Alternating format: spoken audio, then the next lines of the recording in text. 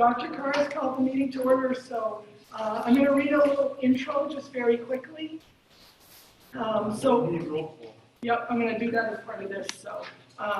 So in accordance with an act to implement provisions necessary to the health, welfare, and safety of the citizens of Maine in response to the COVID-19 public health emergency, as enacted to read Section G1 MRSA subsection 403A, public proceedings through remote access during declarations of state of emergency due to COVID-19. This special meeting is being held with a mix of in-person and virtually through Zoom. The meeting is being recorded and will be posted on the maranacook.org YouTube channel. Since this is a special board meeting and as such does not have public comment portion, we respectfully ask that the virtual audience, with the exception of the board members, mute their microphones. There's a chat box feature in Zoom. Any questions will go directly to the host. If you have any questions or comments, we respectfully ask that you consider contacting the central office or emailing myself or any other board member, and an answer will be provided to you as soon as possible. Again, we ask for the public's patience during this highly unusual circumstances. Thank you very much. We are going to do all votes through roll call, so attendance and all votes will be done through roll call. When your name is called, please cast your vote with the 3 available options of yes, which is approve, no, which is disapprove, or abstain. The first thing that we are going to do is a roll call vote for the people present and to see who might be present online as a board member. So again, please let me know that you're here either in person or virtually. So as we're going through, Kim Bowie. I'm here and I'm in person. Wendy Brotherland. Here. Dane Wing. Here in person. Kathy Jacobs. Here. Melissa Tobin. Present. Alex Wright. And he may come in a little bit later. Patty Gordon. Here. Rebecca Lambert. Here. Betty Morrow. Here. And Betty is here virtually. Sean Roderick. Here. Gary Carr. Here. And David Twitchell. Here.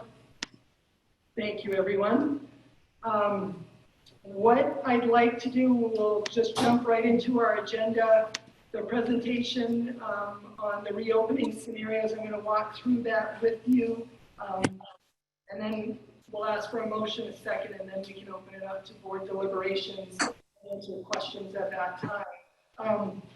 Before I get too far along into that presentation, I'd like to say to the students who have had their educational experiences interrupted, to the families that are having to make very difficult decisions, to the communities who are working hard to stay together and have lost their sense of normal, to the very dedicated staff of Maranacook area schools who are caught in a situation that they never envisioned that they would be, to the administrators who are working bravely to lead in a world full of ever-changing guidelines, and to you, the school board members, who must make very difficult decisions to reopen schools, knowing that no matter what the decision is, a group of people will view it as the wrong decision. I'm very sorry that there's the weight of this pandemic has been kind of forced upon you, and the impact it's having both personally, professionally, and as community members. With that being said, let's review the plan, the pillar work that is taking place, and then we'll have some discussion. So I'm going to walk through the plan with you. And what we'll do is walk through the pillars just very quickly. I know this got to board members early on and they've had a chance to digest. I know I've had a lot of questions from board members as well.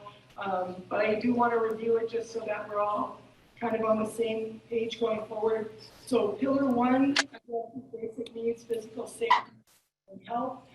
This is transportation, food service, and the facilities themselves. So we are working on having a symptom screener available to start school, and that will be available for both staff and students. It is a daily self-screening tool. We're working on getting that in. Physical distancing and facilities will follow the state guidelines that mandate that there is 6 feet of distance to the extent possible between adults and students at all times, but knowing that student-to-student contact may be limited to anywhere between 3 and 6 feet, again, using the main DOE guidelines. Desk spacing was established at 4 feet minimum in the elementary school and 5 feet minimum in the middle and high school. We went through every building, mapped out the square footage, walked into rooms to see if we could fit students in those rooms based on those guidelines. So we did do that early on as part of this as we got rolling. All schools will have a medical isolation room, and those are all either in the works or should be finished very shortly. And then again, we have to be very cognizant of the governor's ordering about maximum number of students in any one particular space. Face coverings must be worn at all times on school grounds and during transportation. We will plan in mask breaks, and each building will do that. The recommendation of the principals, and we're expecting that the teachers will be able to give us quite a bit of insight into how to manage those kinds of things. There will be mandatory hand hygiene, so we will be implementing practices at the district level, at the school level, at the classroom level on how to effectively wash hands, again, all based on science. We do have a plan for return to school after an illness, and a lot of it will be dictated by the CDC, and our nurses will be heavily involved with that. We also have developed a communication plan.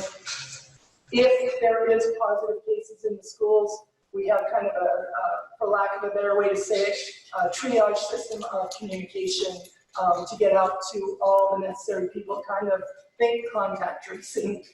We want to make sure everyone that needs it is included on that. The facilities, we are already working. As you look in this room, there is signage and traffic flow arrows and such, so we will be working with that. And we are working on our cleaning protocols as well, and we'll have those in place when the school year starts. Bus capacity is we're going to run buses at 50%, so we're expecting that'll be anywhere from about 24 students to about 30, depending on how we stagger the runs, and if we can, and what families may be sitting together on the buses. We do have to find that information out, who's going to use district transportation and who would be able to transport on their own. So we are working on, as soon as we have a plan and we have a vote, tomorrow we will begin that process of reaching out to families and figuring out transportation. Again, we'll have cleaning protocols. They will be cleaning between each bus run, so morning, after the morning run, and then again after the evening runs. And buses will be loaded from back to front.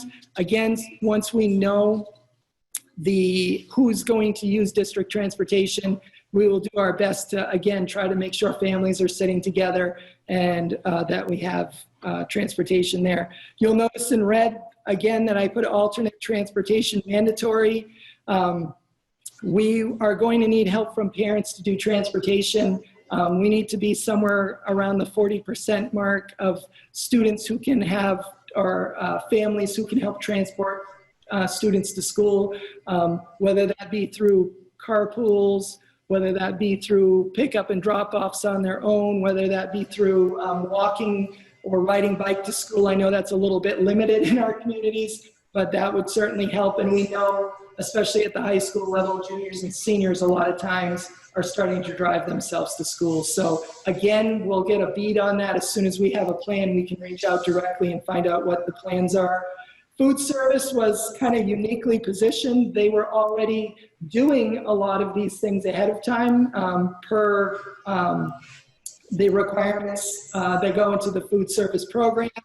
We're going to be operating under the National School Lunch Program, and we can talk a little bit about that. I'm expecting questions. If there's a need for remote lunches, we have to make sure that they fit under that National School Lunch Program. And then at mealtime, in cafeterias or classrooms, students must be 6 feet apart whenever they're eating. So if they're having snack, if they're having breakfast, if they're having lunch, they need to be 6 feet apart. That's a mandate from the state that we need to follow. In Pillar 2, the connectivity and devices. So I should back up very quickly and mention, please notice at the top of the plans, we put in the people who participated in discussions and development of recommendations around this plan. Pillar 1 was led by Tina Brackley, our high school assistant principal. Pillar 2 was led by Diane McGregor, our technology director. So again, we have some suggested steps and recommendations. We already have 1-to-1, 9 through 12. We did update to the newest operating system, and we sent a massive amount of computers out for repair so that when the students get back, they have what will feel like a new laptop. Physically, it's not new, but they'll have a new updated operating system, and hopefully all repairs will be completed at that point. We have Hygiene mobile hotspots and Samsung tablets that will be available for students sign out for connectivity. We are also exploring Spectrum accounts for families that really need it, and we will be working with RSU 2. We're kind of in talks with them. There's a few hiccups there. I shouldn't use the word hiccups. Few caveats that we've got to make sure that we meet in order to be able to access those accounts and have them available. So we're working with RSU 2 about the possibility of partnering with them for that availability going forward. And then, of course, we are working hard on the parent-student website to make sure that it supports learning going forward. This particular pillar is working or will be working on professional development that's needed for our teachers, whether we're in a hybrid model or remote teaching model. We have a lot of professional development that needs to happen, and we've got basically a list ready to go so that we can start to get the teachers what they need to help supplement both the hybrid model and the remote teaching model. Marana Cook Community Middle School, again, 6 to 8 has 1-to-1 laptops. Same thing, updated operating systems and repairs. Again, Kajits and Samsung tablets available. Spectrum is also working on that. And again, working on enhancing the parent support and also professional development. At the elementary school, we're going to go 1-to-1 laptops for students in grade 5 to take home. And we're working on that now. We've got a shipment coming. We are also going to go 1-to-1 iPads for grades K through 4. And again, an effort to help improve remote hybrid and remote learning. Samsung tablets will be available at the elementary levels for those that need it. We will continue with the Spectrum accounts. And again, professional development and enhancing our website to make sure parents have information that they need going forward.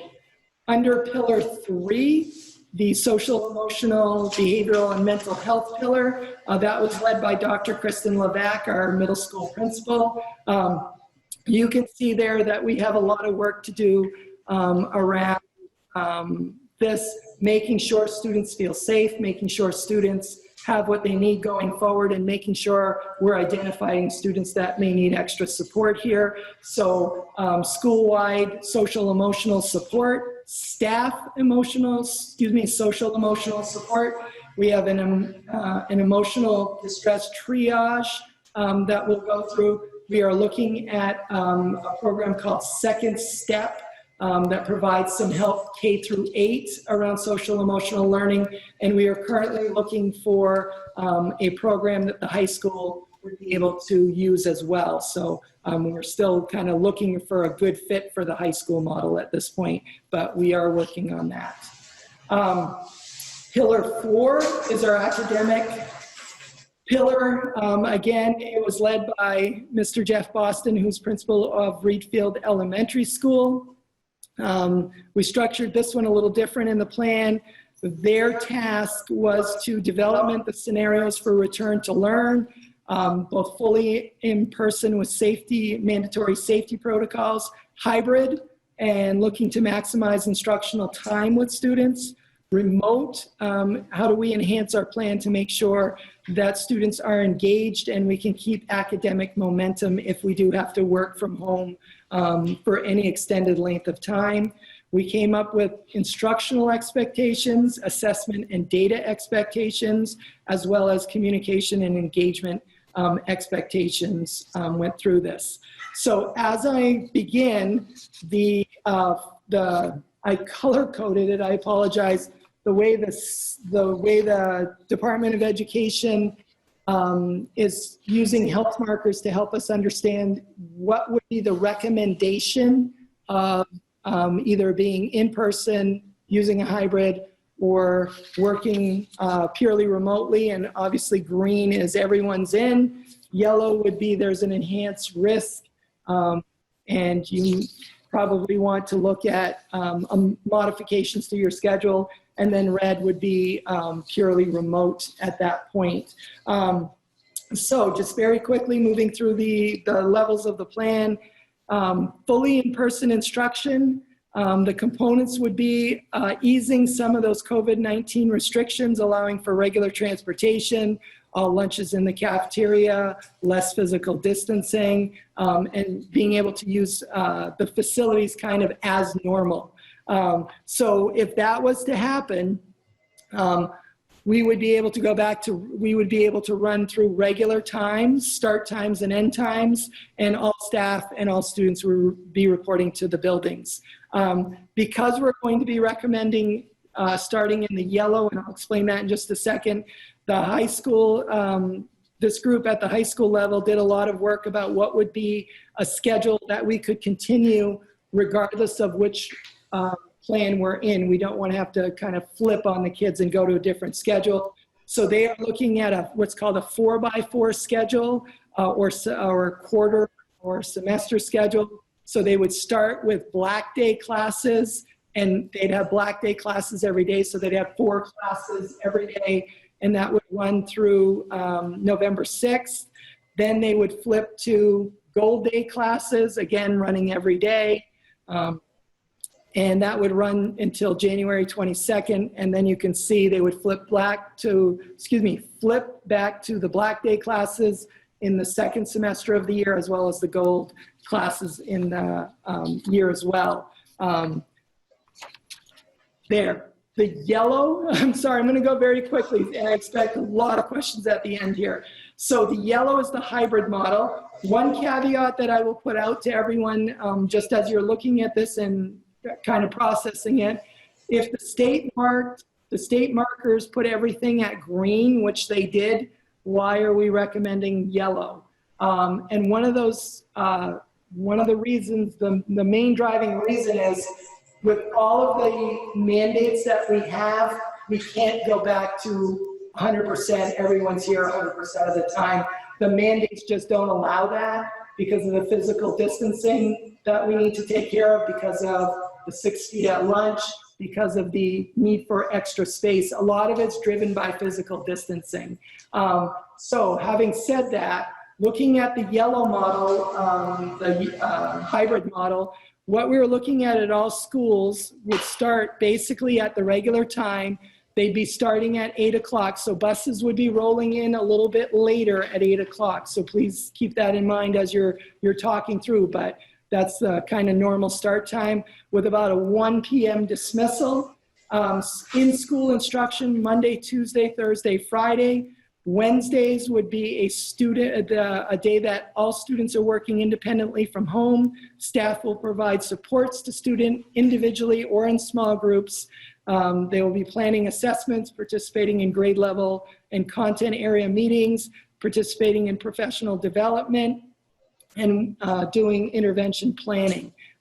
There's lots and lots for our teaching staff and support staff to do during that time. So we will have a lot of things that will keep them more than busy, I think, in this time. So all staff will be reporting to buildings all days of the week.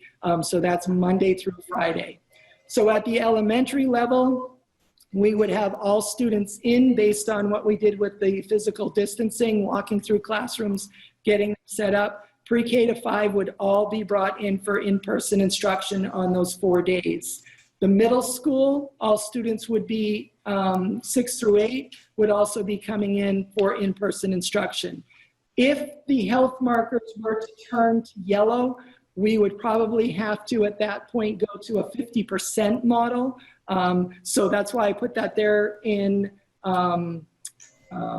italics, just so we're not recommending that at this time, but there is a possibility we may have to use that based on whatever the health markers may show up to be. So at the high school, we're going to cohort the students. We'd have group A and group B. So the way they're suggesting they do that is by last name.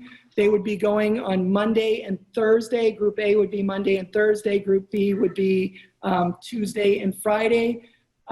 It's not on your copy, but I do have an updated copy, and there would be some specialized student groups that may have additional in-person access that will be based upon their needs and determined by individual teams. So there is a caveat there to bring in students based on their needs more than just 2 days a week going forward. So again, they would be using that hybrid schedule that I described in the green model.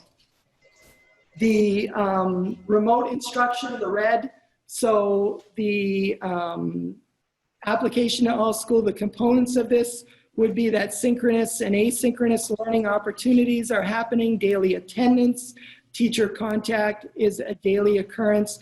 And again, during remote learning, unless there's an executive order that says otherwise, all staff would still be reporting to their buildings all days of those weeks, even if we're in a red or remote model, and we would work from there. So the schedule that was worked out from these groups was at the elementary level, pre-K to 5. They would be looking at a full 5 days remotely. The time frame would be 8 to 1 with extra support, check-ins, facilitated virtual lessons, and attendance would be monitored. Students will be expected to pass in their work, and there will be grades given. So it will be just like they're in school. At the middle school, again, same thing, 5 days a week. Their schedule would be 8 to 1. The same kind of thing is going on. And at the high school, they would be looking at full 5-day schedule. Their schedule will be 9 to 2 p.m. Is what the suggestion is, along with synchronous learning with attendance taken by period at the high school because of the way their classes run. And then at the bottom there, you'll see that for your consideration, I did put in instructional times in hybrid models. Hybrid models, very candidly, are some of the toughest models to implement and to make work. I'm not going to read that all through for you. But again, working in that yellow model, we're really looking to maximize the student day there. And as someone pointed out to me today, and I apologize because I didn't have time to change it, was, well, if you're starting at 8, isn't that 5 hours, not 4.5? And I was like, you're right. So I think I just kind of added in the lunchtime as part of that time that I took off. But candidly, whether you're in no matter which model you use, there's going to be breaks for lunchtime, recess, mass breaks will have to be built in as well. So there is going to be some interruption there, but that's it doesn't matter which model you choose there. Instructional time-wise, you're going to have interruptions during the course of your day. So So that's where we are at this point. I know I've talked to a lot of you guys about other various plans that we are working on. I didn't put them in this particular document because those are kind of the details things. And I know people love to know the details of everything that's going on, but at the same time, at the board level, you're going to need to make a decision about where we're falling with the big picture stuff before we drill down into the fine details of things. And there are a lot of fine details. So let's be honest about that as well moving forward. So having said that, I will turn it back over to Dr. Carr. And I think we need to have a motion first, and second, and then we can start discussion.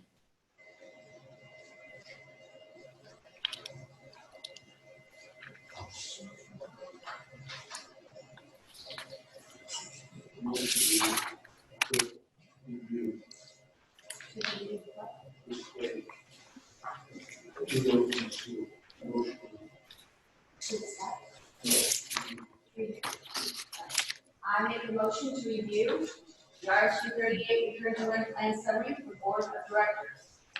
So I'm actually going to say to you guys that you're going to, we need to approve the plan or disapprove the plan tonight.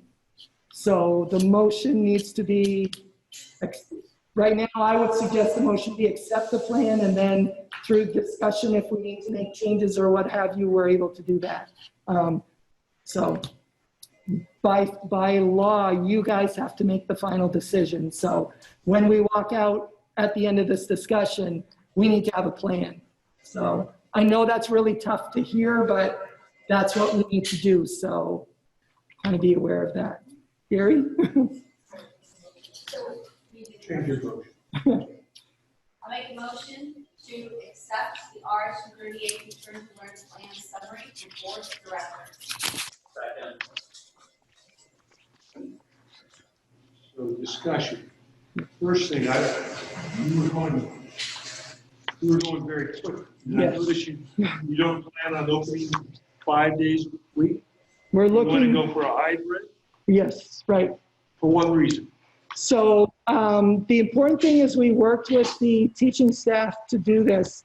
The teachers will be all on board from 8 to 1, which basically means they're not going to have their planning periods and their lunch at their regular scheduled time.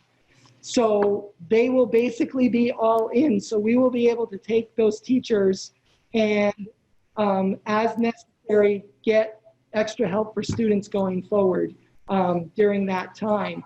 I'm also want to be very honest. Oh, I probably should take this off. I apologize. Got to remember. The other thing that we need to remember is teachers need time to process through this. This is a paradigm shift in education right now, you guys. And I know it's a big ask, but when you're looking at instructional time, going from 8 to 1 is going to maximize the time that you're with students going forward.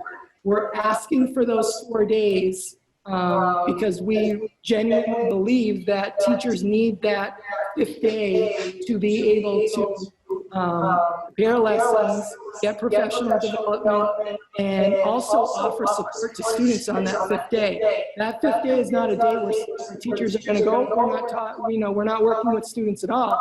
They're still going to have students that they're connected to. It could be virtually. It could actually be an appointment that's made for a student to get transported in for a lesson as well, or for help with a lesson. The other piece is the CATC. I mean, we'll try to put all the reasons out there. CATC is running on this same exact schedule as well, of 4 days a week with a 5th kind of flex day. We're calling it flex day. Some others are calling it different things, but it aligns with CATC as well. So we're able to make sure that those students that are accessing that programming are able to do that in a fairly relatively positive way. The other thing that I am very worried about is the number of families that may say they're not coming to school. So we don't have the luxury of saying we're going to hire extra teachers to work remotely. So what we will be looking to do is to use some of the teaching staff to also connect with those students who may be working from home remotely for whatever reason. And that's something that we have to work out once we know how many students that is. But we would be asking teachers to help with those remote students as well. And I just think we have to be able to do that in a way that's going to be manageable for our teachers. It's not, I'm going to sit here and say this, I don't think it's manageable for students, or excuse me, for teachers. And it's a really hard expectation to say a teacher is going to live in both worlds, both synchronously and asynchronously, and be able to manage that all on a 5-day-a-week schedule. It's just not going to happen. I have to be very honest about that. And it's not that I don't trust the teachers and believe in the teachers. I think they can get there, but I also don't think we're ready to do that. So we need to, that extra time, professional development-wise, is that paradigm shift so we can get to a point where we can deliver effective synchronous and or asynchronous lessons. So it's really going to be a very busy flex day. There's a lot of things that will be happening during that time. So, given the mandatory protocols that we have to follow from the state guidelines, I think the plan for K through 8 is acceptable, but I'm very concerned about the high school because when you talk about 4 days a week, it's not 4 days a week, and it's 2 days a week. 2 days a week. And that cuts the instructional time, or not necessarily instructional time, but it cuts the time in-person school from 32.5 hours in a regular week to 10 hours a week. And I don't think that it's fair to our high school students to ask them to only have 10 hours of in-person instruction a week. So I'd like to see something different off there. Dave Wing.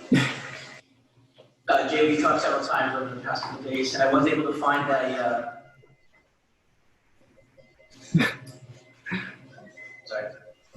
I was able to find the law you were speaking about for CATC. It's under Title 28, Chapter 209, subsection 4801 on school days. And there was a new amendment in there called D1, which states the commissioner, in accordance with the rules adopted pursuant to the subsection, may authorize school calendars that do not comply with paragraph A, which is the 5 instructional days.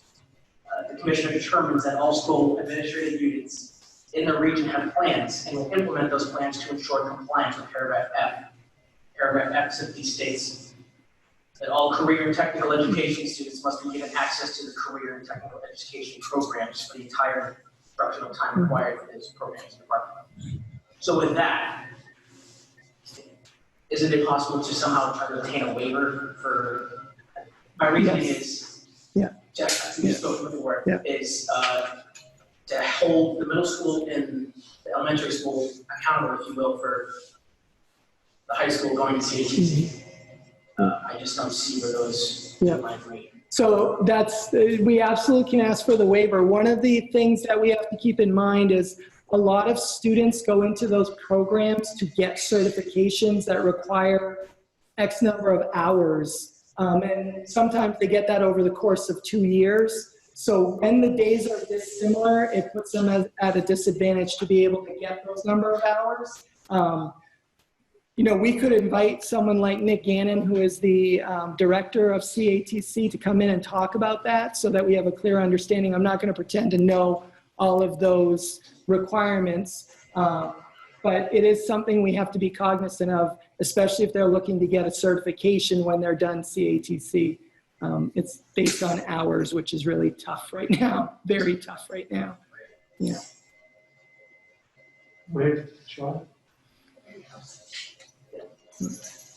I mean, I think now is the time to ask for a waiver. I mean, we're in the middle of a pandemic. I hear and I got a lot of teachers call me. Yes, the teachers' worlds are upside down, so are the children's worlds upside down. And I just gotta lay it out, I've been hired from PJ. I am not on board with going to school 4 days a week.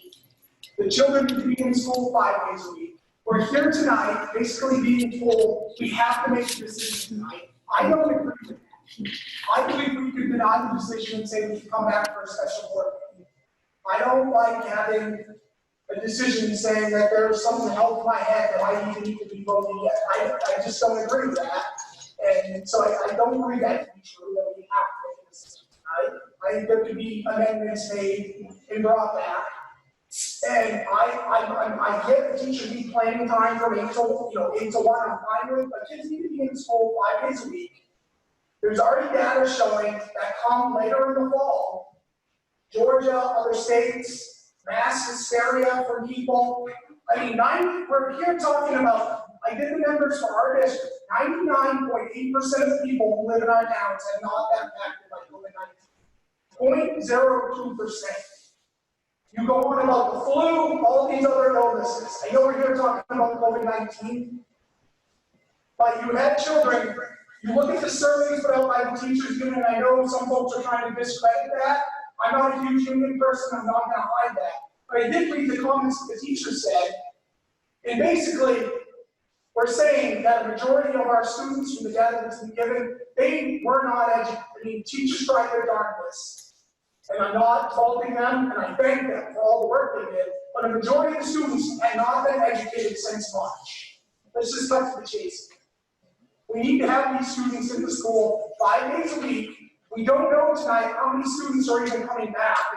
This number of 150 is thrown up there. We have no clue. We haven't done a survey like other districts have, a one-on-one student survey.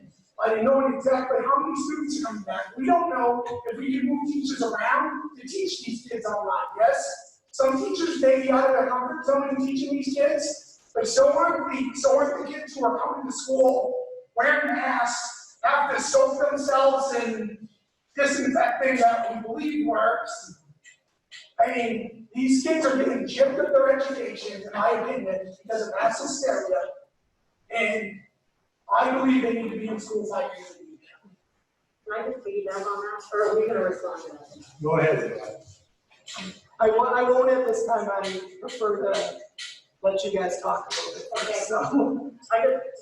I just wanted to say that I agree with part of it, about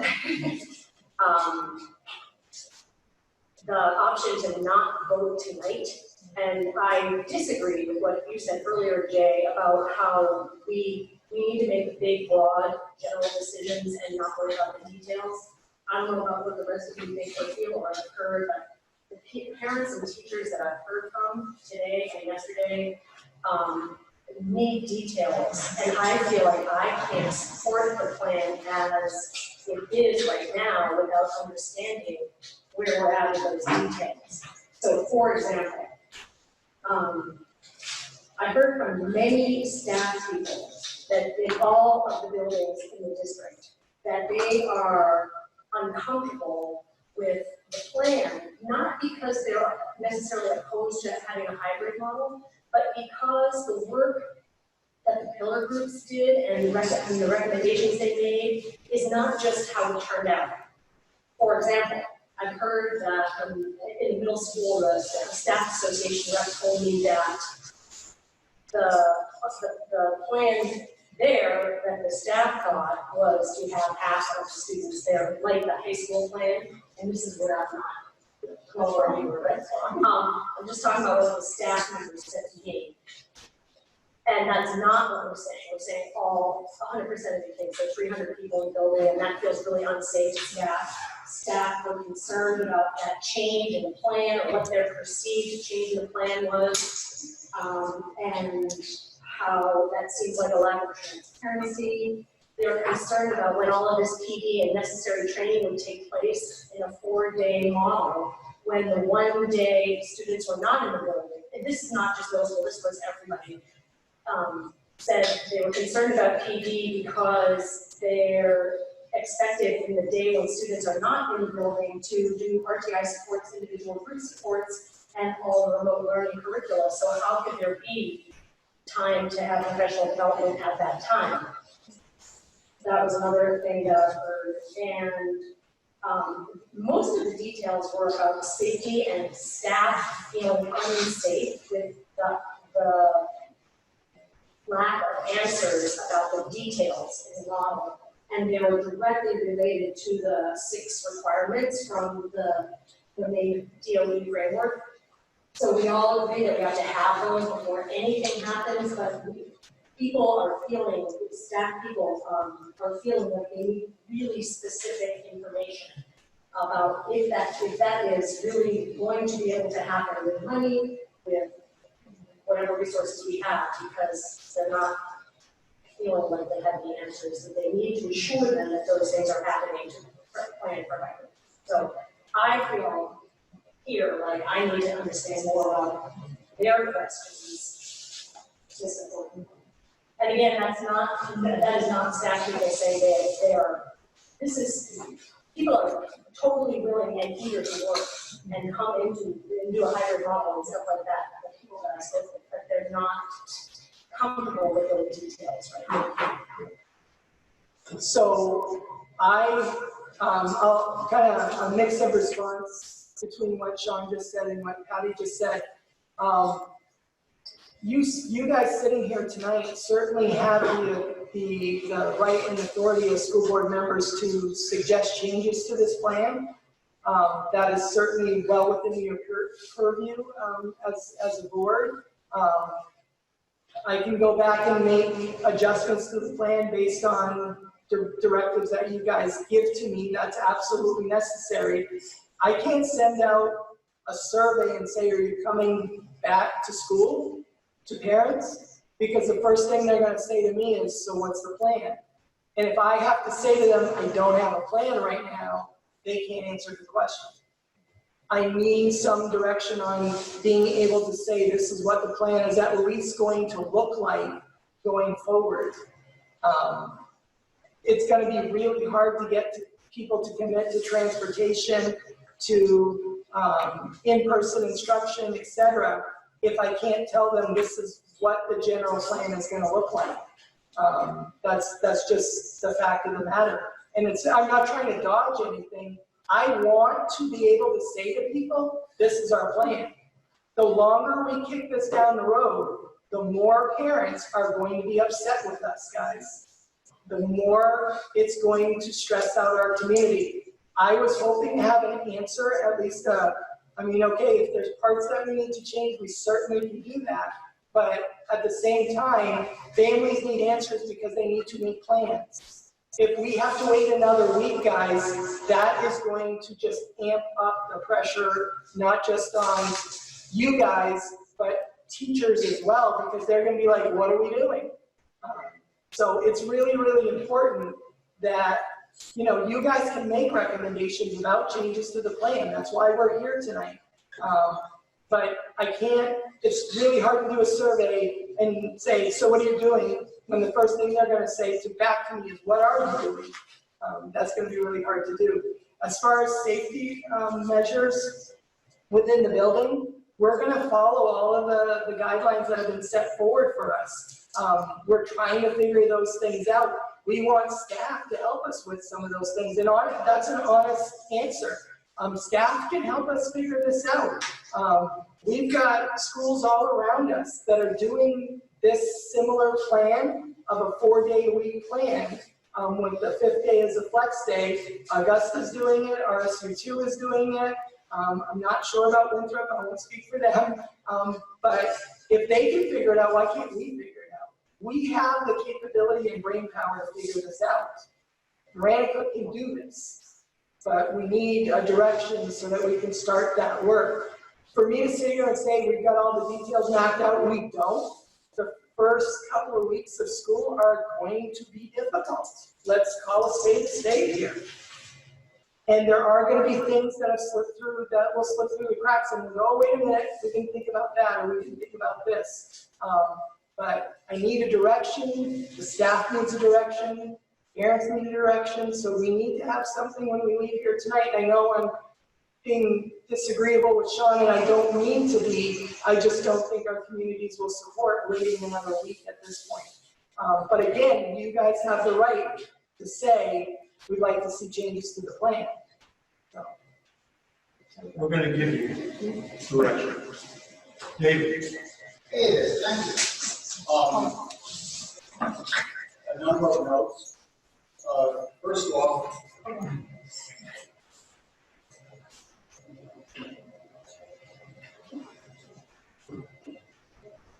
thank you. First off, I'm referring to signs I've been seeing on the interstates saying, in effect, thank you, we're doing this together. We're all in this together. We have a situation nationally, we have a situation in our state where there are a lot of things we're trying to understand, trying to work out, and we're doing it together. Teachers, students, parents, board, administration.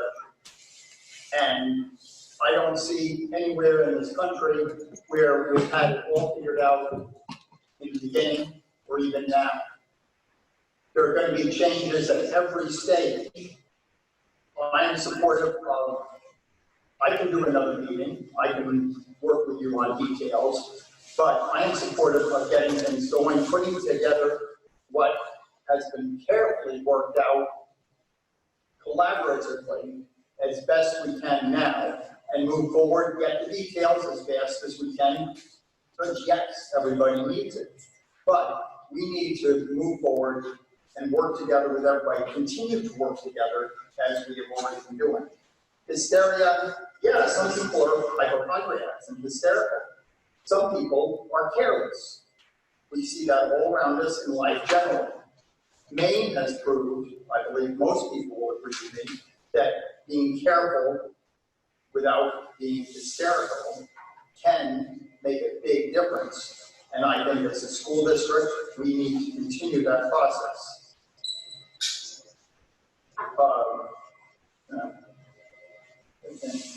As far as some of the comments you had, Patty, gave me the impression that the teachers weren't even sure the fifth day was enough to meet the needs of the planning and the working with students and so forth. And yet, we do want the students to get as much as possible.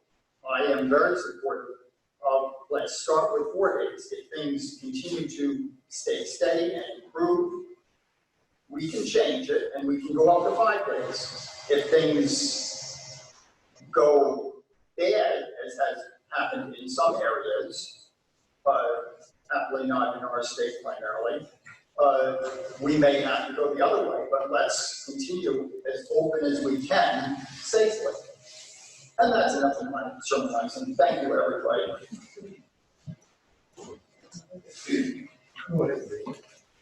Dean, I got a couple questions. Obviously, I'm for 5 days. In the green, full in-person instruction, in the hybrid yellow, you have elementary K to 5 and middle school normal schedule. And then you have over in the yellow, all students will be in person instruction. I understand that the schedule is different, the times, but what's the difference with the students being in instruction, in person instruction? Could you repeat that? I was Yes, flipping pages. I apologize. Under green, full in-person instruction, you have K through 8 is going to be normal schedule, which I understand is normal school time from start to finish, and everybody's in person. In the hybrid, you have all students have in-person instruction. So to me, that seems like all kids will be there from whatever time we set. But I guess I'm not seeing the difference between the green in person and the hybrid with 5 days a week. So, in order to be green, we have to ease some of the COVID-19 restrictions. So things like the social distancing, those things would have to ease up for us, because even though we're in the green, we still need to do the social distancing that is mandated by the state.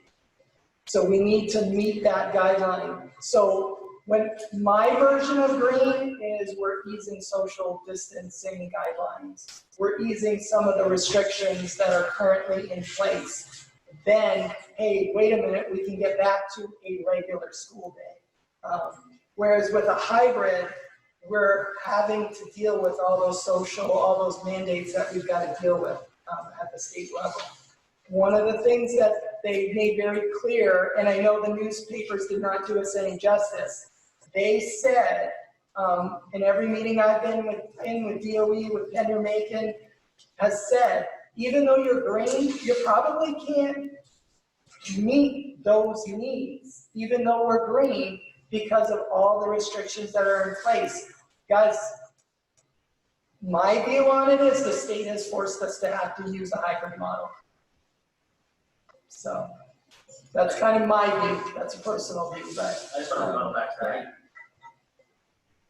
There doesn't seem to be a difference. You have all students will be in person and the schedule. I'm not concerned with being in green or yellow. I know we're in green, but you have all students will be in-person instruction. You said you can walk around, so there is social distancing. That apparently meets the CDC recommendations. So for in-person instruction, I'm just confused with why we're losing that 5th day. If we're meeting the guidelines, everything's in place, all students are back, why are we essentially discrediting these kids for that 5th day of education? I get the CATC, and I would really push for the waiver for that.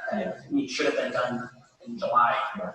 We can't put it away until the school year starts. And also on top of that,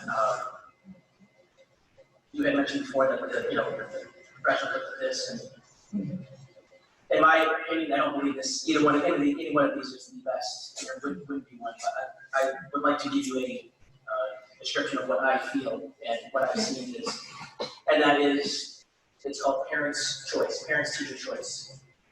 Do you want to do instruction for kids, or do you want to do remote? They decide. Teachers, same thing. Would you consider doing remote teaching? Would you prefer instruction? That way, it's on the parents, on there. They're the ones that decide, because they're the ones that have all these questions about, if the staff's going to meet the guidelines. And with that, you now have teachers who are dedicated to each grade who can teach remote. However many students it is. 2 students from Manchester, 2 students from Wayne, 2 students from Mount Vernon being taught by one teacher who decided to do remote. That way it's one-on-one. We're getting their budget for next year, but they're getting that one-on-one instruction with their teacher rather than just a Wednesday check-in to see how they're socially and emotionally handling the school. If we're going to offer remote learning for kids to come, there needs to be a teacher. There can't be one person who's going to check in on, 30 minutes on Wednesday, and maybe I'll check back on it at noon. We need to have someone in place who's going to be there. It's a first grade teacher, so be it, but there's no way that a teacher can teach in person and do remote. That is obnoxious, and that is too much for a teacher, way too much. They're already concerned with what's going on in school. They've got all these plans that, in my eyes, again, could have been decided back in July. And it's just, now we're going to say that, we need to decide this tonight. I, again, want to reiterate that this is just now getting brought to us. Where plans in RSU 18 they were already out on July 21st. Staff knows what they're doing. Kids know what's going on. There's a lot of transparency and a lot of communication from the get-go. So to be here tonight and say that tonight's the night that we decide, and to say parents, it almost seems like it was on the board's shoulders that if we don't do it, that's completely wrong. So that's where I'm at tonight until I get to my next question. So I guess my recommendation would be 5 days. I will approve this in my eyes if there is a 5-day plan to get these kids back.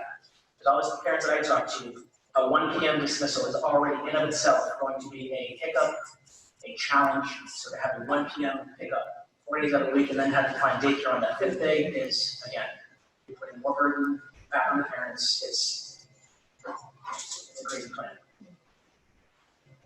Go ahead, Kim. So I have a question.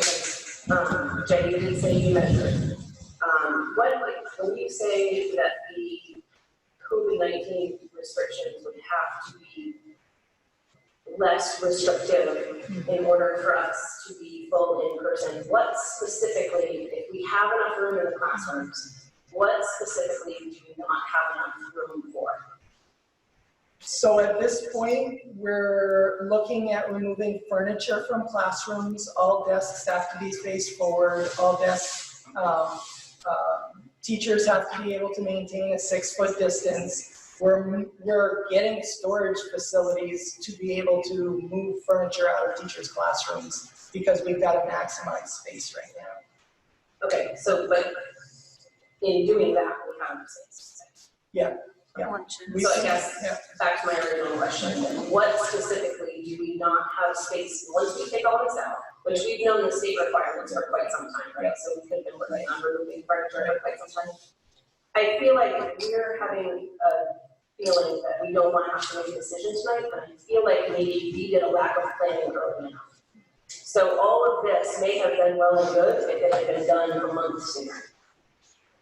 And now we're being held to the fire to make a decision tonight, when really, if they presented this to us 2 weeks or a month ago, maybe we could have hashed out some of these other things and made it a little bit more agreeable for everyone. And then we would be in a position where 2 weeks from now, we're supposed to start school, and we need a decision tonight because parents need to plan. So I agree with you that it is very last minute, and we are to a point where we have to make a decision because people do need to plan, and parents need to plan.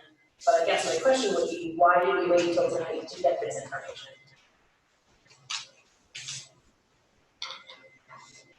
I'm going to be very careful about my answer right now sitting here, okay? We have been working constantly on a plan. I am taking personal offense to we are not moving fast enough. You see how many people have worked collaboratively to get to this point.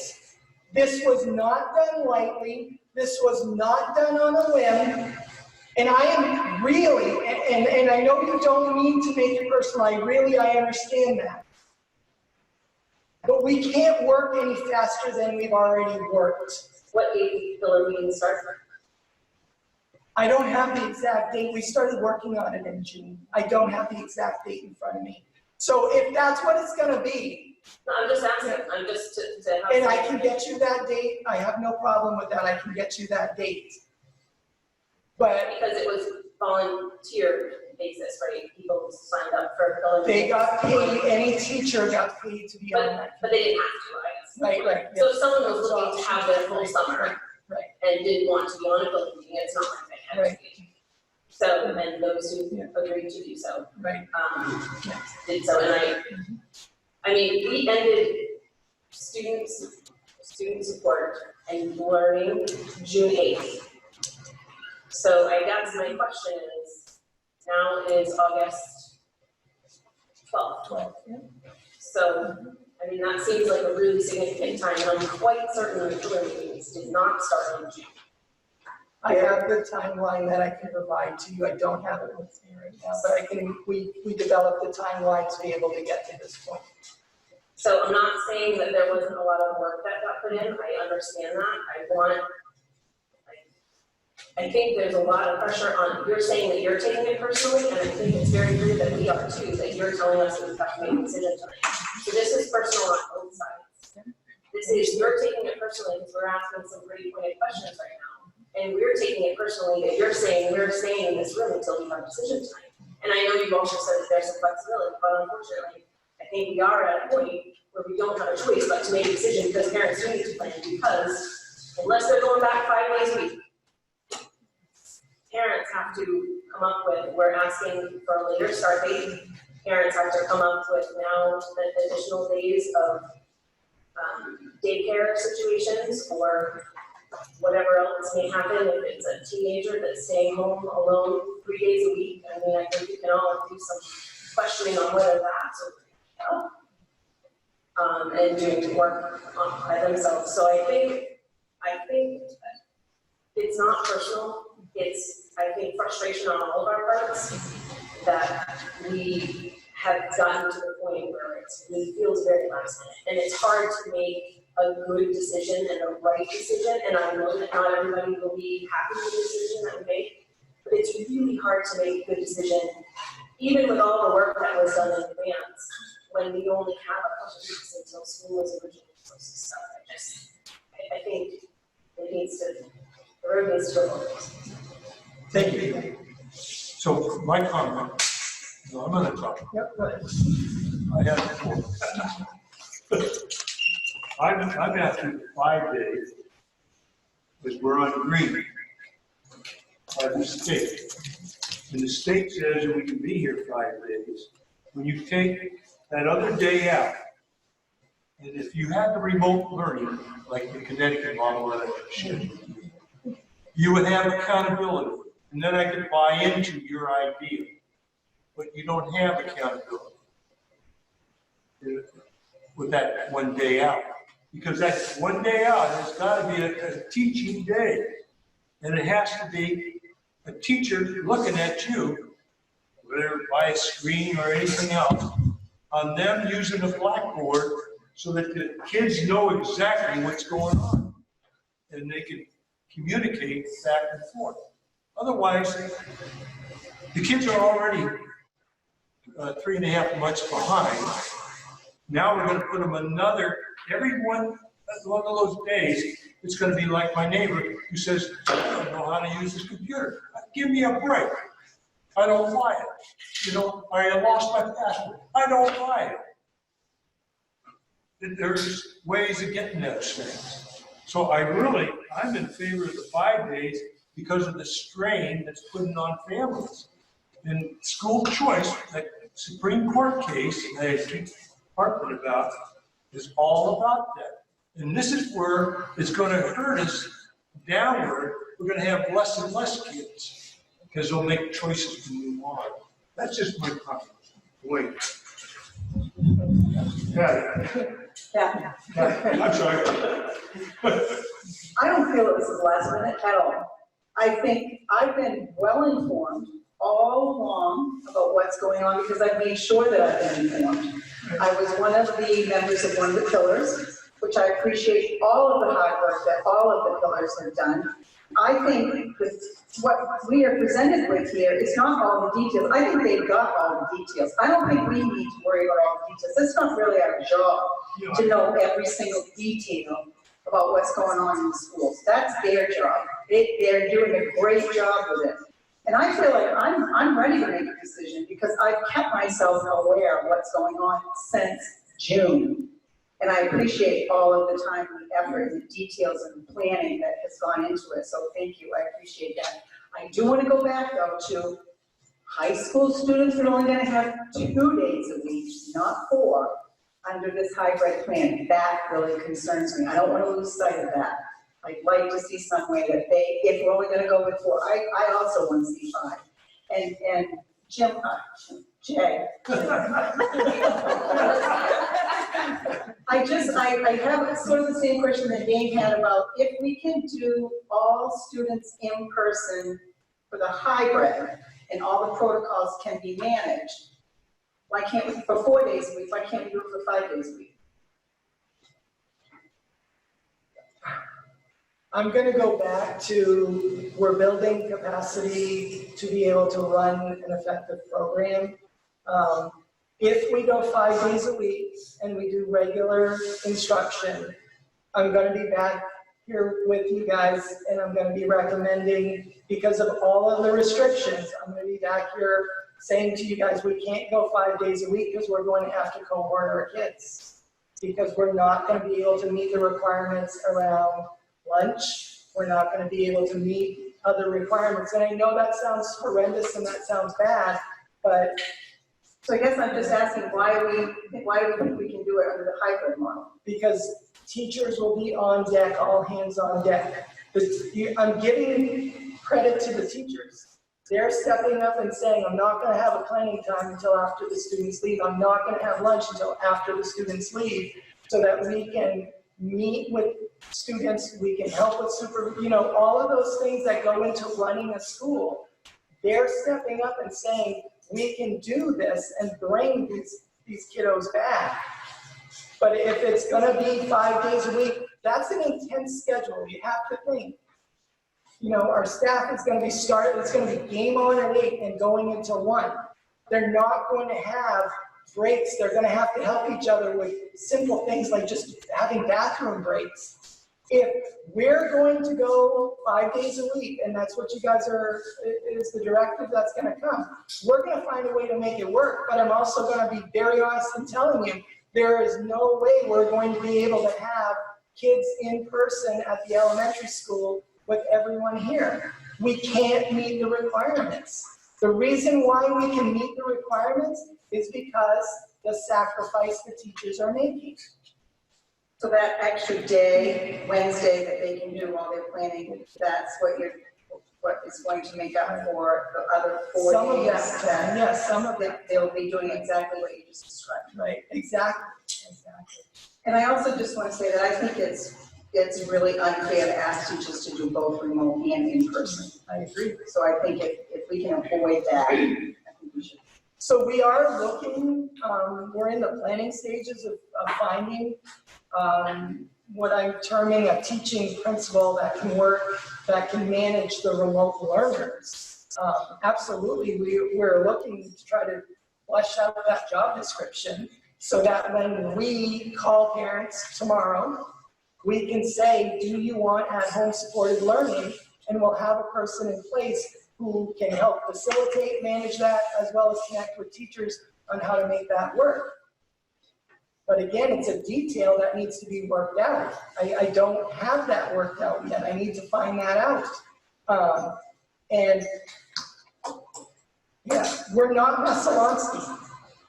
So please keep that in mind. I understand there are people that love what Messalonsky is doing. More power to them. I'm not going to pretend to know how they're going to manage that, you guys. If we're going to start comparing ourselves to other districts, we're in trouble. You stated that the teachers will have to rely on each other to get breaks and such. But are we having art class still? Yes, So we'll still have special. they will go to, the art teacher will go to the classroom for Yes, 30 minutes, and the teacher will do what? They'll actually help out in other places during that time. Like what? Oh, I see, okay, so I see a principal, I'll use the elementary school principal if that's okay. Abby Hartford, would you like that? Hold on, we'll ask you to step up to a microphone just so the home audience can hear. With a modified schedule, we're not going to go to other specials every week. They won't have them half art every week, they'll have art every other week. There's only 4 days when our day is shorter. So they will have some days where they're not going to break from school. Lunch is really going to be a challenge because it cannot fit into that period where we have a maximum capacity of 50 students. And I need like 80 in there at a time. So in order to have all the children eat lunch, which would be fair and probably legal, half of them will literally eat in the classroom and half of them will eat in the cafeteria. So they increase supervision, like the teachers stay in the classroom with the students while they're eating. That's why they will not be able to have a lunch during the day that they typically would. But they won't get the same number of specials in a week. They still have the specials, but they will rotate, pretty much be in every other week for our music TV.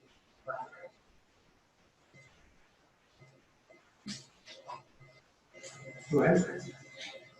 I just want to echo what Kathy said. I also made myself aware of what was going on with the planning process, and I was involved with 2 of the pillar committees. They all work really, really hard and great group of professionals. So, but I do have one question about the 4x4 schedule, the black and gold classes.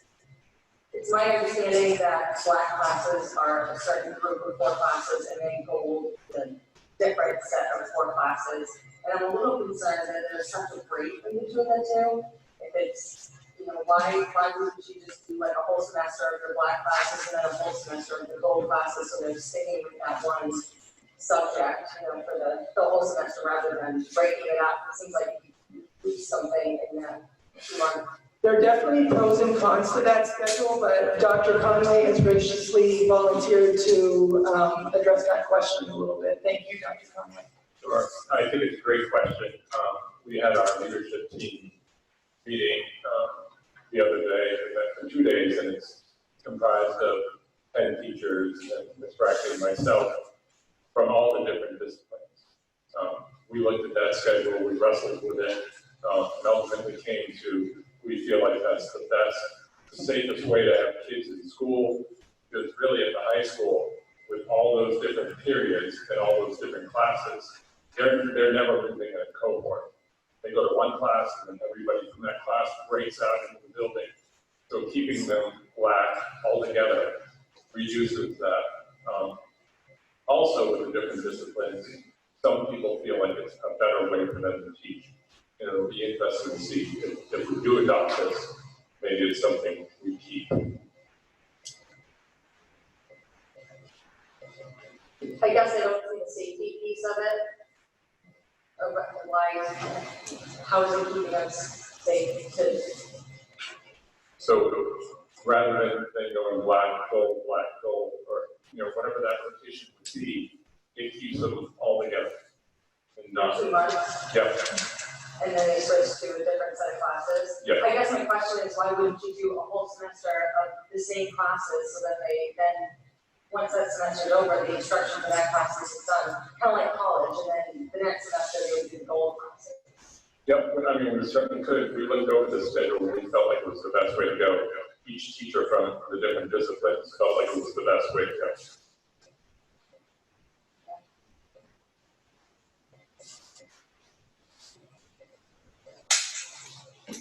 Go ahead. Well, first I just want to say, just because someone doesn't agree with something, doesn't mean that, I guess I'll speak for myself, that I don't appreciate all the work that people did. And that tonight seems to be the sentiment it has in other decisions since I've been on the board. You know, I call Jay often, sometimes on his cell phone to keep myself up. Maybe I can't get every meeting. I've read all the emails and but just because someone doesn't agree, very active in the school community, doesn't mean that we don't appreciate what people do. And so I just want to throw that out there. I don't think that's fair, just because we don't bless everything doesn't mean we don't appreciate it. So. Secondly, my question is, a question was asked me, why does it have to be Monday, Tuesday, a break Wednesday, Thursday, Friday? I couldn't be Monday, Tuesday, Wednesday, Thursday, or Tuesday, Thursday, so it's 4 consecutive days. So, that's a really good question. We try to align our schedule or our calendars with the surrounding school districts. It's a very simple answer. That's for convenience, and again, CATC plays a role in that. We've already had that discussion about a waiver and stuff, and I certainly will pursue that, you know, if we want to. Yeah, I have a personal preference too, but we went just so that we can align with the area schools for convenience. So. And then the next question that was raised to me and I was asked to ask was, it seems to be some communication and talk about the social, the kind of counseling to the children. What do you see that looking like? I mean, I'm not, everyone has different beliefs. I'm pretty open with my beliefs, but how is there going to be a set curriculum for teachers, or what they're going to be talking to my children about, or how is that, or is it going to be their personal beliefs? I'm not saying my personal beliefs are right, but how is there going to be, we are in a political year, and politics is playing a lot into this. Not going to hide. So for the K-8, it's called Second Step. That's the curriculum that we chose. And it's based on, they have like different units for each section, but I know for the middle school, just I spent the most time looking at that one of the sections is like growth mindsets. So those are things that I have a second grader and I have a first grader, and I kept asking her if she had growth mindset. She said, I learned that in second grade. So it's stuff that I know that kids are already learning. Talking about transition, talking about dealing with your emotions and that kind of thing. But it's the program is, we actually had looked at it a couple of years ago and we just couldn't get it due to being a grant and everything. But it's a very vetted program that we looked at. And just to piggyback on that, we will bring that curriculum to the curriculum committee as well. We know we're moving very quickly, but we also know that we're going to have to bring that to the curriculum committee to take a closer look at as well. that's very fair, so. So can I just ask a follow-up? I'm just wondering, when you say that curriculum, how's that going to be taught? Is it going to be taught by the guidance? Is it going to be taught in the classroom? Is it going to be in a class? How is that going to work? So for K, or sorry, I guess it's pre-K, we got a pre-K program too. So it's pre-K 5 written by the classroom teachers. And one of the reasons we looked at that one is because a lot of the stuff is pretty simple and it's not super long, so it's helpful for teachers. And then for the middle school, a lot of it will be done in advising time. The middle and high school, one of the recommendations from the teachers and the staff on that pillar were to have advising 20 to 30 minutes in the morning and then in the afternoon as well. So it will happen during those 2 times. And I know in the middle school, we'll probably integrate it into other classes as well. Thank you. I can take a break, I have a walk. People were asking me to ask questions since they couldn't, and I feel that's fine. So the next question I had is I was asking me, how do you mean, I read all this plan, I read the big things cover to cover, and how, I mean, if we, whatever, how do you see like a school day starting at 8 to 1? Like, I don't know, Mr. Boston or somebody, the kids get off the bus, get this, wash their hands, go to the, how did, I mean, yeah, you're gonna be, even if we bless this plan, I think that's right out. Yeah, those protocols all need to be developed. So we don't know what a school day, Right. how much time is gonna be used up for these extra things that the state's mandating versus if we don't know that. Yeah, that's a very fair question, because I think at the beginning, it's like anything else, you go slow to go faster. I think the first couple of weeks is gonna be a lot of routines, a lot of what is the procedure when you get off the bus, when you go into your classroom, when you come in from recess, when you go to the, like, there's gonna be a lot of those procedure things. And that's gonna take time to teach, because in order to keep everyone safe, we have to make sure that we're doing those things. So it's gonna be a lot of that teaching, especially in the first 2 or 3 weeks. Those will be the routines that have to be established. And again, teachers are gonna help us build those going forward. So we can draft out the schedule and start to talk about that. And we certainly can bring that back to you guys, for sure. We have a board meeting on September 2, so we can bring more of those fine details and I apologize for making it sound like it's fine details, but we can bring those schedules forward. This is what it's gonna look like, for a school, for a class. It's gonna look different at each level. It's gonna look different at each school. Our elementary schools run from 68 students up to about 220 students. So it's gonna be a little different. And there'll be a framework, but it'll look different across the schools, so. I'm not trying to dictate that, there's, it's not detail, but that's a question that's being asked, and I think a fair question. How much educational time is my child actually? And at the beginning, in all fairness, there's gonna be a lot more routine than academics. But if we establish those routines and get those kids into routines, then the academic time is gonna grow and grow as we go forward. Go ahead, Patty. One of the detail things that, Make sure. Is it on? am I on? I don't know. Speak right into it. Thought I was, okay. One of the detail things that people have been asking, for example, and this is like a chicken and the egg thing. We can't have the details about the plan, we can't have the plan about the details, so I'm saying that without judgment. That is nobody's, that's just what we got. One of the details though, people were asking is, in all of the pillars, people make recommendations for things like second step. Just for an example from the SEL pillar, have we already purchased it?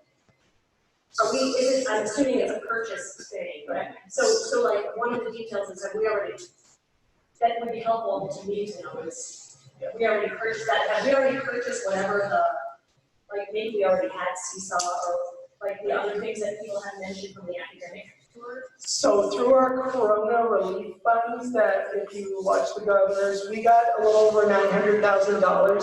So anything that's directly related to COVID-19 and getting schools ready can all be paid through that fund.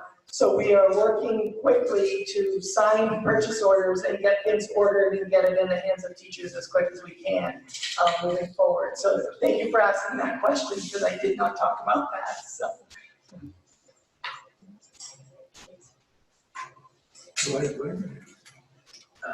Mr. Boston, they had a couple of questions. I have a question for Abby, but you want to talk first? So, Dane, I'd like the questions to come to me and then we'll ask the principals as appropriate to step forward, okay? I apologize. I would like to hear what lunch is like normally, as far as teacher duty and how it's going to change with this hybrid. And I'm going to ask Abby if you're prepared to be able to answer that. I know I speak for Manchester, but I think the schools are similar. In Manchester, we have 2 lunch periods because we have older and younger lunch. Typically, the children are supervised in the cafeteria the entire time, either by classroom teachers or by support staff. At this point, we're still going to have 2 lunches, but only half the children can eat in the cafeteria. We also don't have a snack time. Typically, they went up for recess and they were supported on the recess playground by support staff. Or additional itinerants and things, and you cannot schedule a snack time in there for them either. That's why the teachers would be with kids literally from 8 or 8:30 in the morning to 1 o'clock. Some days, most days probably. Eating in that classroom, children have some criteria are from the state, or they have to be 6 feet apart to take the mask off. No, they eat the cafeteria. And we can only have a total of 50 in there. It's going to be a stretch to get 50 in there. Half of them have to eat in the classroom. Every other child, so that they can take the mask off and eat in the classroom. So somebody has to supervise them both half in the classroom and half in the cafeteria. So it would take an hour's worth of a lot more staff to supervise them. Mr. Bosch wanted to talk about, we do have, the elementary school does have an idea of what the structure of the school today will look like. I can speak about that if you want. Mr. Boston, if you're able and willing to do that, however, I'm not going to put you on the spot because that was not something I had planned on bringing forward.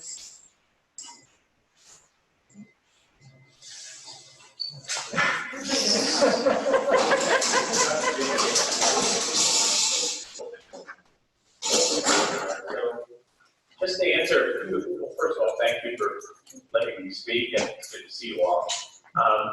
Let me answer a few questions because I know some of you are looking for some details. These committees started back in June with recruitment of teachers, administrators, coaches, central office staff.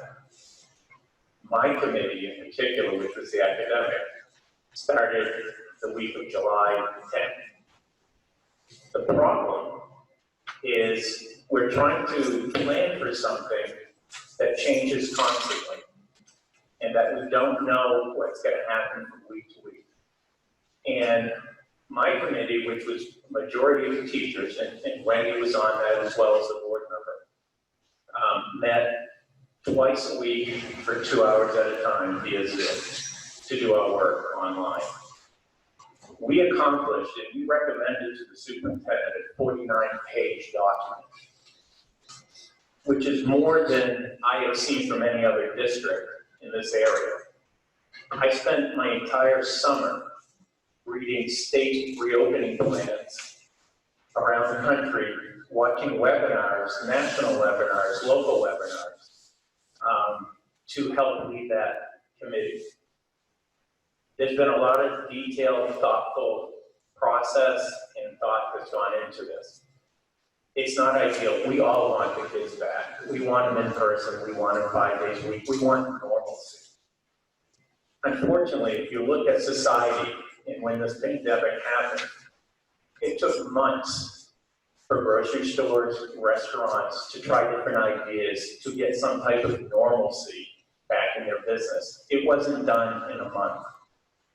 Some of the reason we are struggling with some of our plans is some of the state mandates that are required, the safety requirements. And part of asking for a 4-day plan instead of a 5 is the state recommends one of those days you do a thorough cleaning of your building So that's the reason for the 4-day plan, not 5. We're hoping that as time goes, we can go from this hybrid and move very easily into a 5-day plan and back into some normalcy. The other thing we're lacking is resources. Under our current contracts, teachers are required to have lunch breaks, are required to have certain times for planning. We cannot do that if we're in front of kids 5 days a week. So I would ask the board to consider all of that and trust I know it's a lot of pressure on the parent as well in Augusta. And I know my kid is only twice a week. And, but I have to bite my tongue and support the school and what they're trying to do because I know they want the kids back.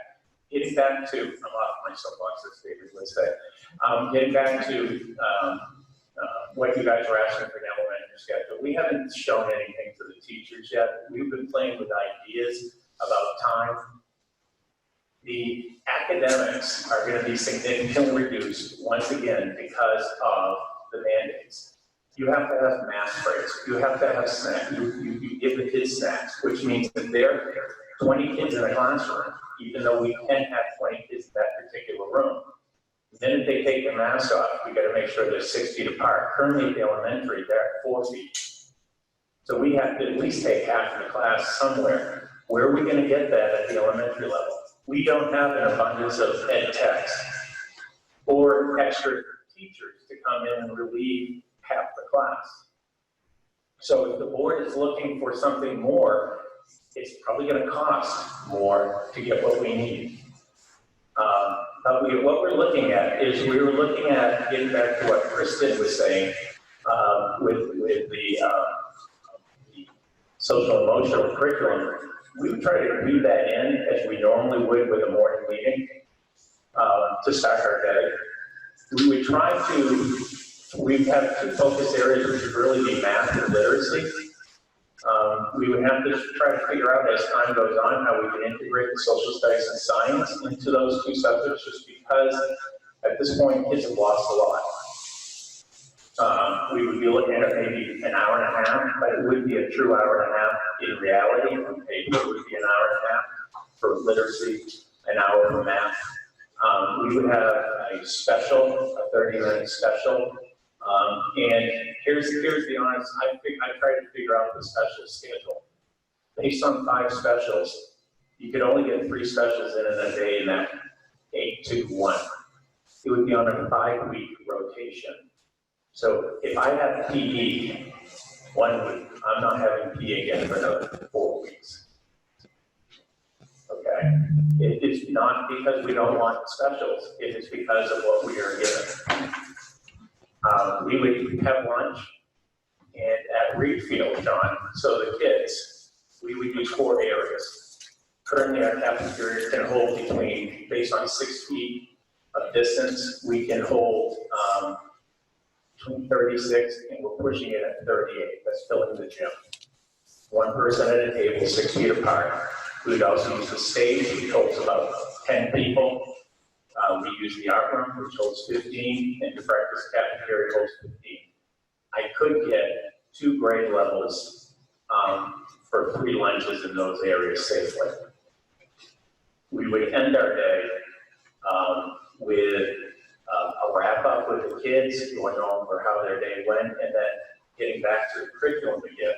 Because some kids are going to have higher anxiety levels than others. Some are going to be fine, some are going to be extremely nervous.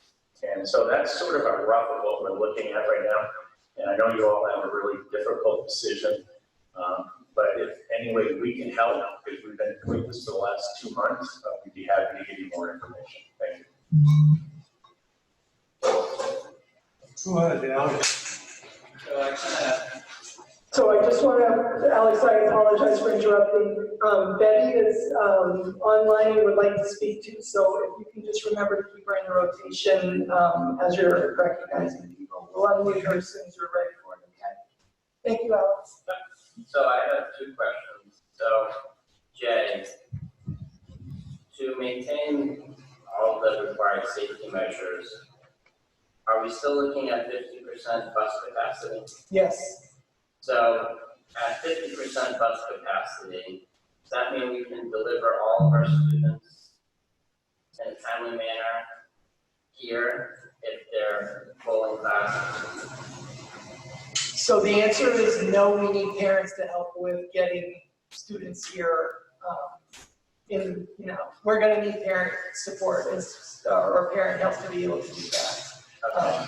Yeah. So have we gotten a response from parents to see if they're committed to do it? As soon as we have a plan, that's one of the questions that we're going to ask and get a firm commitment with that.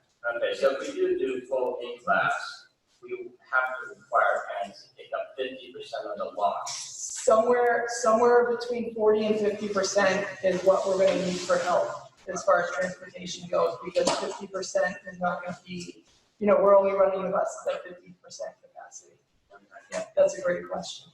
And how would we be, I don't know how to put this, I don't want to say prioritize, but how would we say if one student can't make it that day and we are over capacity? How would we pick up, the loss? Since the parent can't bring it in, so we have to. Right, so we may have to send, like I'm just brainstorming right now, if we were to run into that situation, we might have to run a bus out to pick up. So like another bus run to pick up if there's an overflow of some kind, which is going to impact the student day. Okay. Another very good question. So, as it currently stands, the DOE does require 50% capacity for busing. Thank you for asking that, because the DOE has hedged on what busing capacities are supposed to look like. They are suggesting that we follow social distancing norms and use that 3 feet on the bus, which basically what we had figured out was that is about a student per seat. And it could be 2 students in a seat if they're from the same family. So that gives us about 50% of the bus at that point. Okay, and does it look different for each grade level?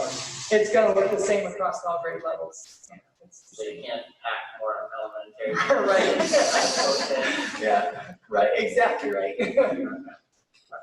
So Gary, I had a follow-up question to that before you go to bed. Just a follow-up question.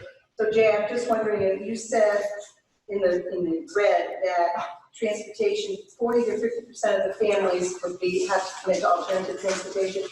Is that 40 to 50% of our total population, or are you taking into consideration the chance that 150 families won't come, so that could reduce that number? Right, if we have some that don't come, that will reduce that number, absolutely. So again, that's where the questions are kind of centered on, do you have specific numbers at this time? As soon as we can get them, we'll work with them and we'll adjust accordingly. So, how do you unmute Betty? I'm trying to do that, I apologize. I thought I had it figured out. No, I have. Oh, okay. Okay, no, she's ready. Go ahead, Betty. Hi. I've been listening as carefully as I can. And there's been a lot of discussion about 4-day, 5-day back to school plans. I feel that we are asking teachers to do a lot more than ever before. We're not exactly asking, they have to teach in different ways, keeping a 6 feet distance, having students sitting in individual desks instead of in groups. That's not the normal way of teaching.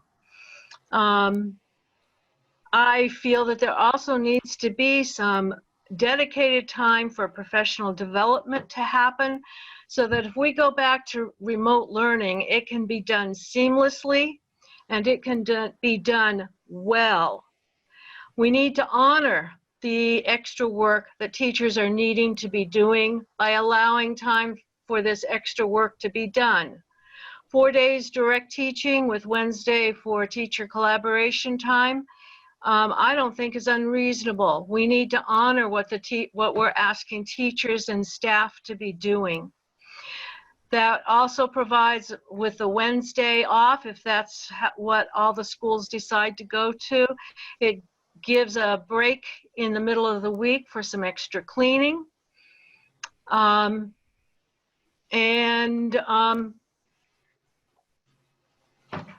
Something else, but I've completely forgot, so. That's it. Thank you, Eddie.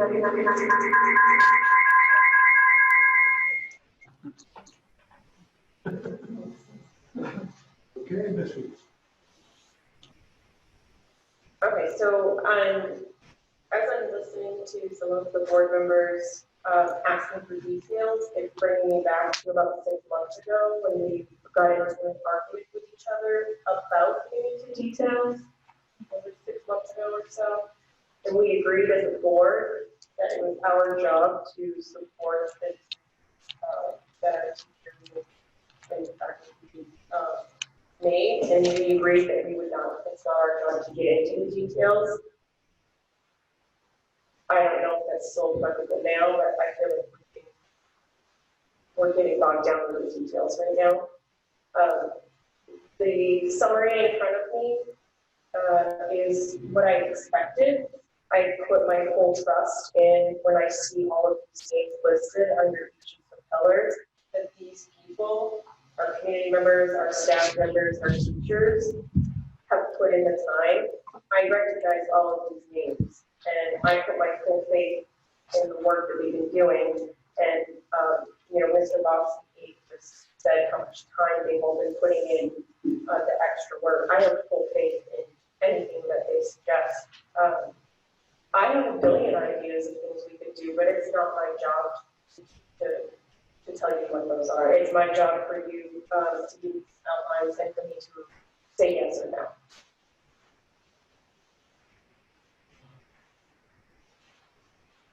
Go ahead, Patty.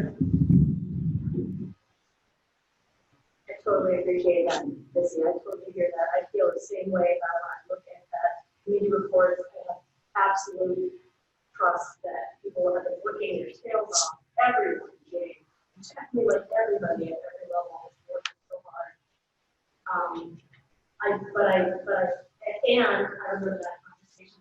It's good to keep our mission in mind, always, but I feel torn by the pull to balance that with the questions and comments I got on the last couple of days from people. So I guess I'm just saying that to explain where I'm coming from. It's not to say people aren't doing an amazing job and possible. It's just that.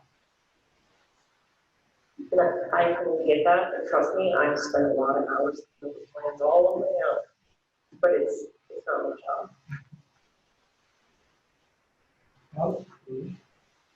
So I'm not sure if you answered this question or not, but for the hybrid model and student cohorts, mentioned that they'd be coming Monday, Thursday.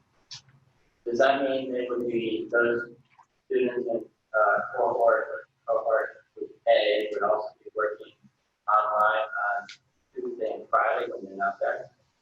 Okay, so they will be getting instructional time on Tuesday and Friday when they're not in. Right, it won't be in-person instruction, it'll be work that the teacher is assigned for them to work through on those days.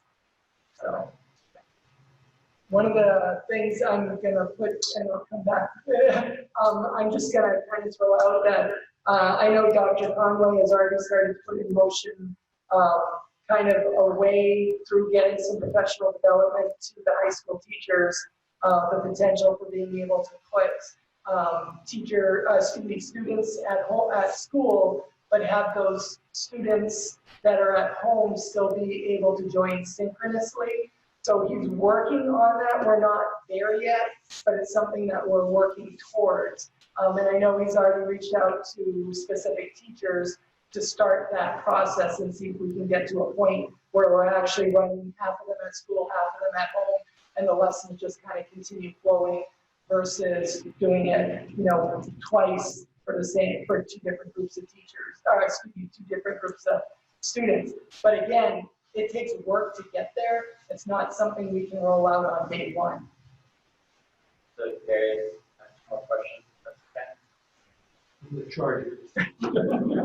50 cents per question. Okay, so just to kind of follow up, so the reasoning for a 1 p.m. dismissal is to compensate for the loss of breaks that teachers have. That's part of it, absolutely. So that includes, so the 1 hour and 30 minutes that we're dismissing the students early would be used towards lunch for the teacher, professional development for the teacher, and planning and curriculum for the following day.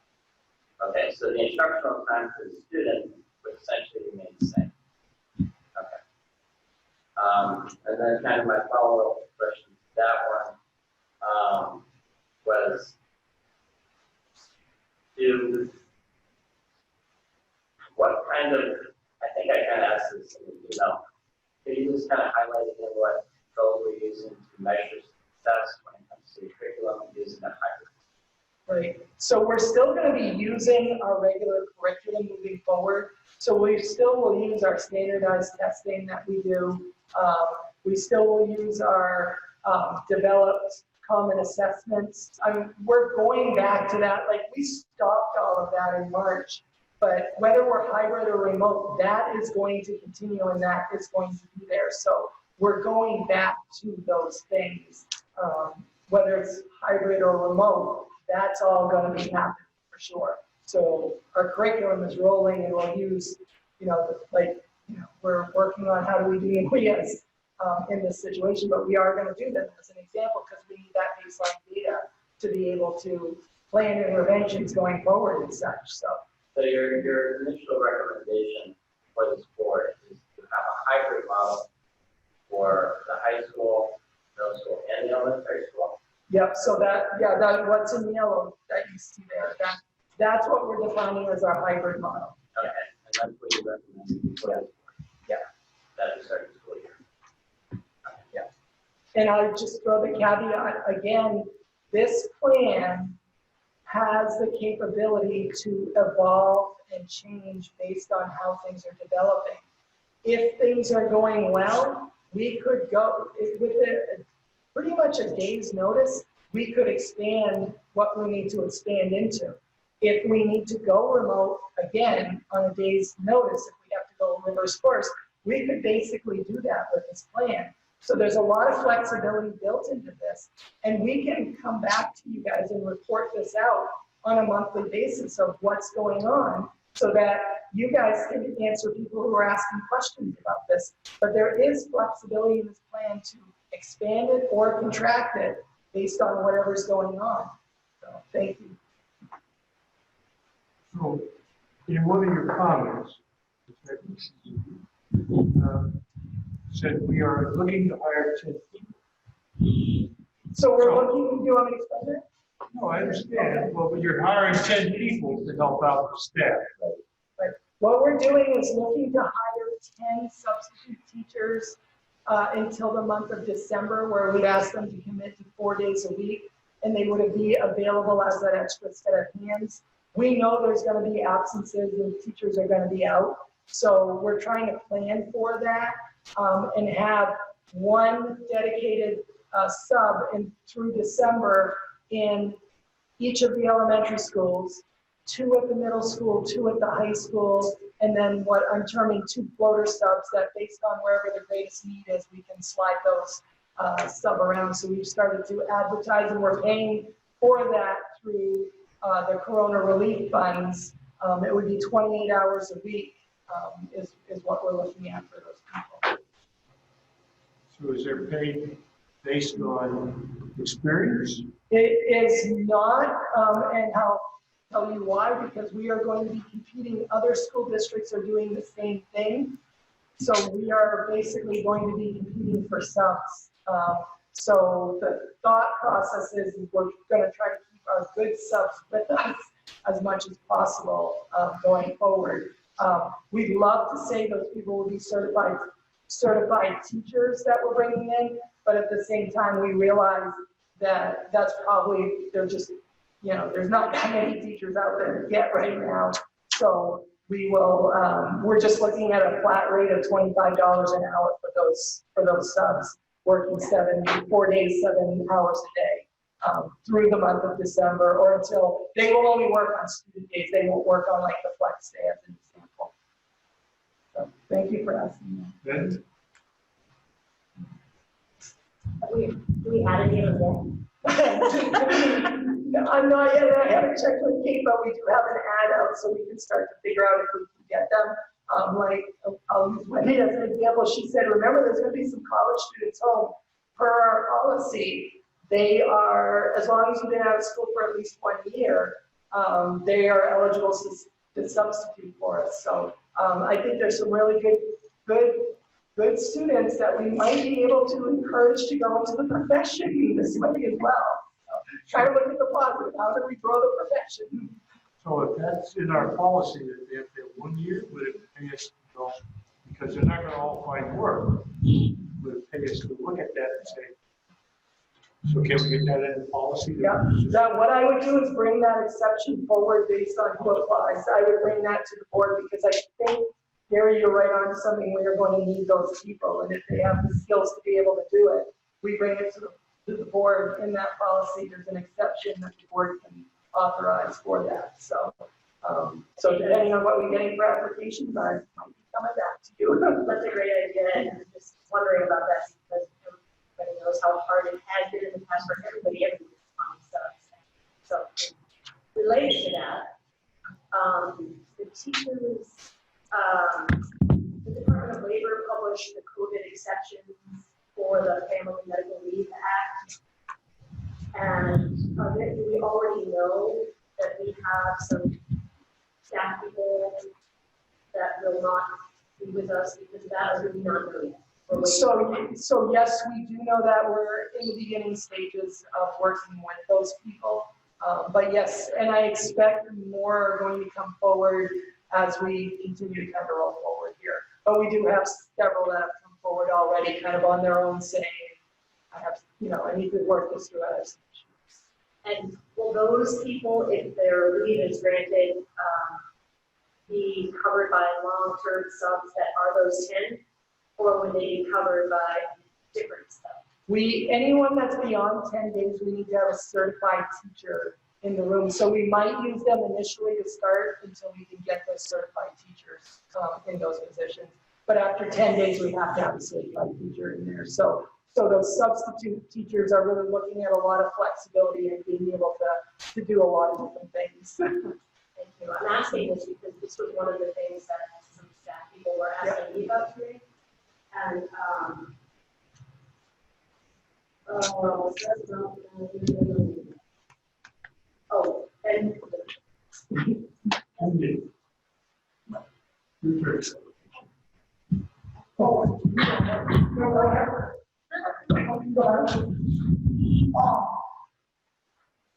what about the superintendent's grade? How many students do we have outside? I mean, I know Republican backtrack on that, we do it, but how many students? And I actually called DOE about that today, because students can come all over, and if they didn't have to, it's a shock. How many students are taking spots from people from our towns in our schools? And I'm saying this off the top of my head, I'm going to apologize, I don't know. Donna and I actually met about superintendent agreements, my executive assistant, because she helps manage those. And we put a lot of people on hold during this time until we kind of knew what was going on. But we do have some that have been here for like years and years, and we're going to grant those. We're not going to suddenly change course on those. So with that, and I'm quoting off the top of my head, so these numbers may be off some, but I believe we're somewhere in the neighborhood of about 60 superintendent agreements that are. No, I'm wrong. Sorry, I'm jumbled right now. So I apologize. I can get you I that guess number. my question is, do we grant any new ones a long time? Yeah. Or these all long times? The ones that we're granting right now are all the long time ones. The new ones are sitting in a pile waiting to see how we can progress. Yeah, is what it comes down to. But I will get you those numbers, Sean. I'm going to jumble them up, so I apologize. I guess the point is, and take our spot. And then the other thing is about money. I mean, the breakfast on the Jensen or bring it up here. I think I went back into the minutes, and our folks, he said, back before the budget passed, if we need more money, COVID isn't going away. This is going to get worse before it gets better. And the reality is that there's enough people who want more. I get money's tight and it stinks, but it does take money to do it. It does.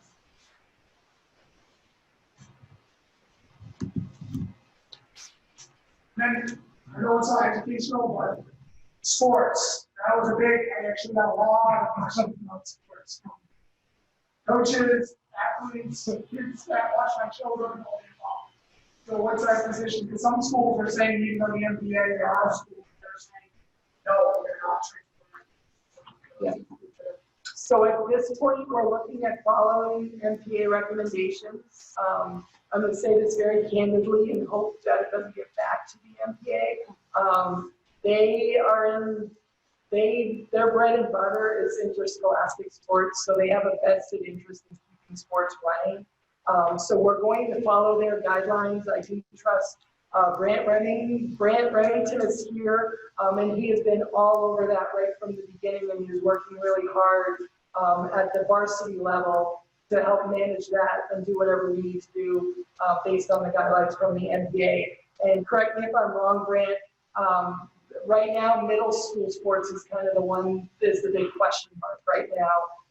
And Brant's already talking about the potential for intramurals to be able to kind of help kids keep engaged with those sports and stuff.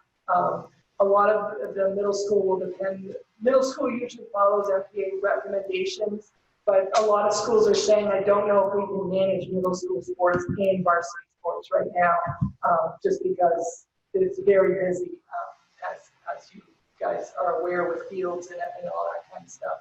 So we're looking at what the possibilities will be at middle school, but at least at this time, we're looking at following along with whatever the FDA recommends. They're looking at shortened seasons, game schedules for like soccer. I think we play, 14 or 16 games, and they're looking, I think, at a max of 10 games, and they're looking to do it regional with less travel. And I'm not sure what that all looks like exactly right now, but they're working on it. Brant, did I miss anything, or is that pretty much a good nutshell of just thumbs up, thumbs down? Yeah. That's how we're waiting for you here. Like that. Yeah. I've been here.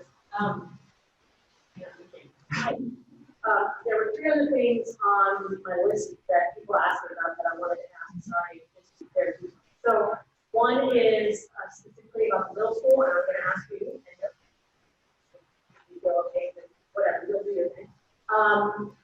Mr. Boston talked about what a day could look like at the elementary school, and I'm wondering what a day will look like at the middle school with everyone there, including the lunch. Are you okay answering? Is that okay? So we have a staff meeting tomorrow, Friday, waiting for approval here before we do that. And I've actually worked with a member of staff that has been pretty confidential just because everything's changing. I think there's 9 plans so far that staff have to look at and vote, but class sizes would range before all the pullouts with IEPs and things like that. Would range from 8 to 14. And last year our class sizes was like 23 to 26, so it's quite a bit smaller. We were able to do that because it's all hands on deck. That means I'll be covering classes. That means we're all covering at all times. We have advising time. Kids, as soon as they get into school, will get their lunch from the cafeteria. They're not going to come down here. Breakfast will be given to them when they get off the bus. When their parents drop them off, they'll go to their advising room, which will be set up because that's where lunch will be for all of them. So it'll be set up so that they can eat and have their breakfast there. We're working on what that time would look like from 8 to 8:20 before the school day starts for the advising room like walk the halls like we used to. Then we'll have advisory time, and then the schedule varies. But I have kids, right now there's kids that would be in cohorts, they stay on team for everything with the exception of world language. And then some of those kids will have clubs and things like that, which is when they go to RTI to get help for special ed or whatever it might be. And for world language, just because of everyone all hands on deck, I don't have, it means that all teams will be sending kids from each of their like cohort 1 will go to Spanish, and they'll be between 8 and 12 in class in that situation. And then just for mitigating risk, I would have them set up so there would be the Katahdin in the northwest side, and that's so we've divided that so they stay in a cohort as much as possible. The class period, there'd be 3 to 5 class periods. Again, all of it is like, there's all these different variations, but I want to bring it to staff. So 3 to 5 periods a day with tutorial as one of the options that is available. And then we're staggering times for those transitions so we don't have more than 15 people in the hallway at a time. And then I'm also going to have hallways labeled, so we'll be staggering based on the Moose Island area versus the Chicago area versus the kids downstairs. And then I think I said it already, but then at the end of the day, kids will go back to their advisory room. Lunch will be delivered to them. That's the plan as of right now that the food director has helped with, which is awesome. And then we have kids dismissed, and it would be dependent on where their bus is located, if they're taking the bus, if their parents pick up, or if they're a walker. And then the only other thing is we have unified art, so we would have art, music, health, and PE. We can't. And those, some of those the teachers will go to the classroom depending, but obviously for phys ed, they'll be going outside most of the time. And to mitigate risk in that situation, in all the scenarios, the unified art teachers would stay on the team. So for like trimester 1, Karen might be the top on the team, and then trimester 2 we move on. Thank you very much. So I have a question. So, Teachers' Day prior to COVID, 7.5 hours. Under COVID, 6. It's still gonna be 7. They'll be there 7:30 to 3, which is what they have to do. What their contract is 7.5 hours. So normally that works out 7:30 to 3. But the student, I should say the student was only 6 weeks. Yes. Under COVID, they're there for 5. Right. But it's really only 4 hours teaching. But, yeah, you factor in all the things. 4 hours. So I hope that you think about the grades, because I look at 4 days a week, and you only got 4 hours. And the public is going to say, we get our money. And I really think that's going to come back to hit us hard. And that's going to make people drop out. You might not think so. I do. Go ahead, Adam. So I just kind of want to echo what Gary said. Instructional time for both students and teachers is very valuable. And I agree that looking forward, that we should try to move forward with having as much instructional time as possible. I did have a little skepticism though, having them do it online, but if you guys are still on the work at those things as well, to make sure that they have the same rigor and that they're still doing the work. I would pay attention to the test scores to see what indicators work or what indicators don't. So overall, I do support a hybrid model. If we can continue to have the same rigor as we did pre-COVID for our curriculum, including instructional time as well. I also have a little question. I think when it comes to parents' point of view, if we continue with a hybrid model, it's early students, and they go home early, they don't really need parental supervision. And I hope your high schoolers can watch themselves at home. But for the elementary and middle school kids, I would be concerned about them being dismissed early without parents being home as well. So I could see that could affect parents more. So that's my point of view of the high school so far.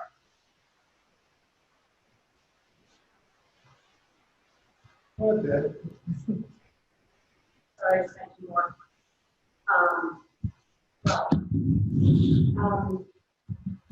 The staff association, do they give a thumbs up to the model, the proposal of the hybrid model that's here? So there is, initially, the answer is yes, they were on board, they were planning. I will be honest in saying that, the high school staff, Jay. Sorry, I apologize, thank you. The high school staff, our learning leaders, it was shared with me, really would rather go remote, fully remote, because they were worried about the implications of, and the compliance that goes along with all of the safety requirements. So there is a lot of anxiety in that respect, and I understand that. And that was done at learning leaders, and keep in mind that was the learning leaders, that wasn't the full staff vote or anything like that. But there is anxiety around that. There is anxiety at the middle school about having that many students in place. But I think we can do it. I think we can have those safety measures in place. And even at the elementary school, there is concern about that. So a lot of teaching, a lot of education needs to happen. A lot of work has to be done so that people understand why they're doing what they're doing when they're in the school buildings and that. So there is a lot of anxiety out there right now. Yeah, that's just being honest. So at the high school level, since there's so much anxiety, what if we went to, they said you wanted to do remote? How about if we did the remote via like we did instructional, you're gonna get tested, we know you're on the screen if you're not there. There's a lot of work that needs to be done to be able to do that. But I mean, I think that's something that Wayne should look into. Yep, no, we definitely want to move that. Because I think it would help him get that black and blue thing, red or blue or whatever colors he wants, resolved. There's a lot of work to be done. I don't want to sit here and say, because that doesn't do justice to our teaching staff, to say we're 100% ready to do that at the high school level or any level. I think there are teachers that can and are willing, but I think there's a lot of professional development, a lot of work that has to be done to move towards that. And that's our goal, is to move that way though. So it's a very robust remote learning plan, just like we shared. Shared it. Yeah. You can share. Yeah. So, shared it with you. Go ahead, Alex. Yeah. I'm sorry. So part of the details that I had thought about, with the going fully remote, which is personally what I find out how I probably feel about it. Have we talked to the colleges? Because Alex and I actually had a class, he knows where I'm going, where we were maybe half of the students were in the same classroom with our professor at the Augusta campus. And then we had about, I don't know, 6 different screens, much like we do right now, up. And everybody participated in real time. And I mean, I have several teachers in college who did that, even if it wasn't actually set up. I had one teacher in particular, my French professor, who retroactively included a student who had to move out of the state last time, who joined us virtually. And it was a matter of just having a Skype, literally like we're doing right now, please send the teacher. And when we would pair up for activities, one person would go sit in front of it and pair up with that student. So think that there are resources out there like the colleges who literally are doing this every day, who can offer maybe some insight. I'm sure I'm oversimplifying it. One more time around. Then we're gonna wrap it. Go ahead. Are parents still be allowed to drop students off in the morning? So we're going to encourage, oh, sorry, I apologize. If they can't get there, they're not talking to them up, or there's an issue at home, they can't have something, what's the lead? Right, so I think we have to look at that on a case-by-case basis and see what we can do to help support families that are in that position. We have to be careful and realize that some of that does fall on the parents to kind of manage that. And I'm not trying to be mean or rude or harsh. We will do our best to help be supportive with that. Buses, we're planning on buses rolling in at 8. We're going to be asking parents to drop off at 8. If they can't meet that for whatever reason, they need to call the principals and we'll work something out. The name of the game is flexibility right now, for sure. So it's just about calling. We might even use like those substitutes that we're bringing in as a person who may be able to watch early drop-offs and that kind of thing, or late pickups, you know, that kind of thing. So we've got to work out those details, but we're going to work with families around the childcare issue 100%. And we have to, you know, with that. So. Go ahead. So what is the testing that look like? That kind of factors in. I mean, because that's a lot of time out of the classroom regularly, and we're already losing those hours. That's the most important. I think the hard part is good student hours. And yes, they can keep you a lot. We're really doing all this testing. Yeah, that's a lot of time out of the classroom. Absolutely, and that's a discussion. I mean, even pre-COVID, that was already on the table to have a discussion about the amount of testing students were having. So that has brought that to the forefront. So when we look at our first round of immediate testing, we're going to look at how to, you know, maximize the time, minimize the impact. It's still going to have an impact. There's a window of time.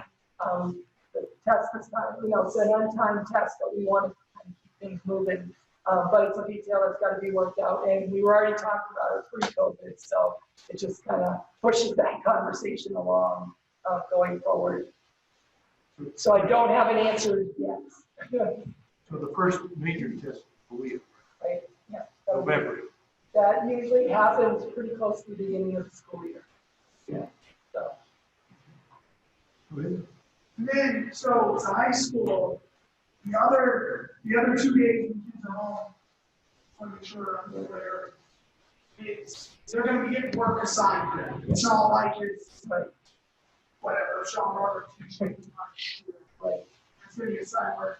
So again, it is a detail, but I think it's an important detail. If I have my stack of work and I'm like, I have no idea how to do calculus, that's the end of it. So is there going to be a phone number? Yes. So we are going to make sure on that Wednesday that the teachers have some sort of office hour time so that they're available, whether it's virtually, a phone call, or even in person, that we can do that. So we are looking to see how we can schedule teacher time so that if a student has a question, they can get to the student, they can get to the teacher. Maybe almost a week away. That's very possible. That is very possible. So as a follow-up to that, what happens, okay, so I'm in class Monday and Thursday, so if that Tuesday and Friday, I have no contact with the teacher if I have a question? No, we will figure that out on how to make sure that there's a way. Because if you're teaching, still teaching another group, they're not going to be available. Right? So to me, I'm going back to it. Those high school students have 2 days a week in person instruction. I can't be supportive of that. So do we need to separate out what Kathy's talking about? Because that is a major problem. You know what I'm saying? I think it just needs to be looked at a lot. I mean, you're losing You're only giving 40% of the money.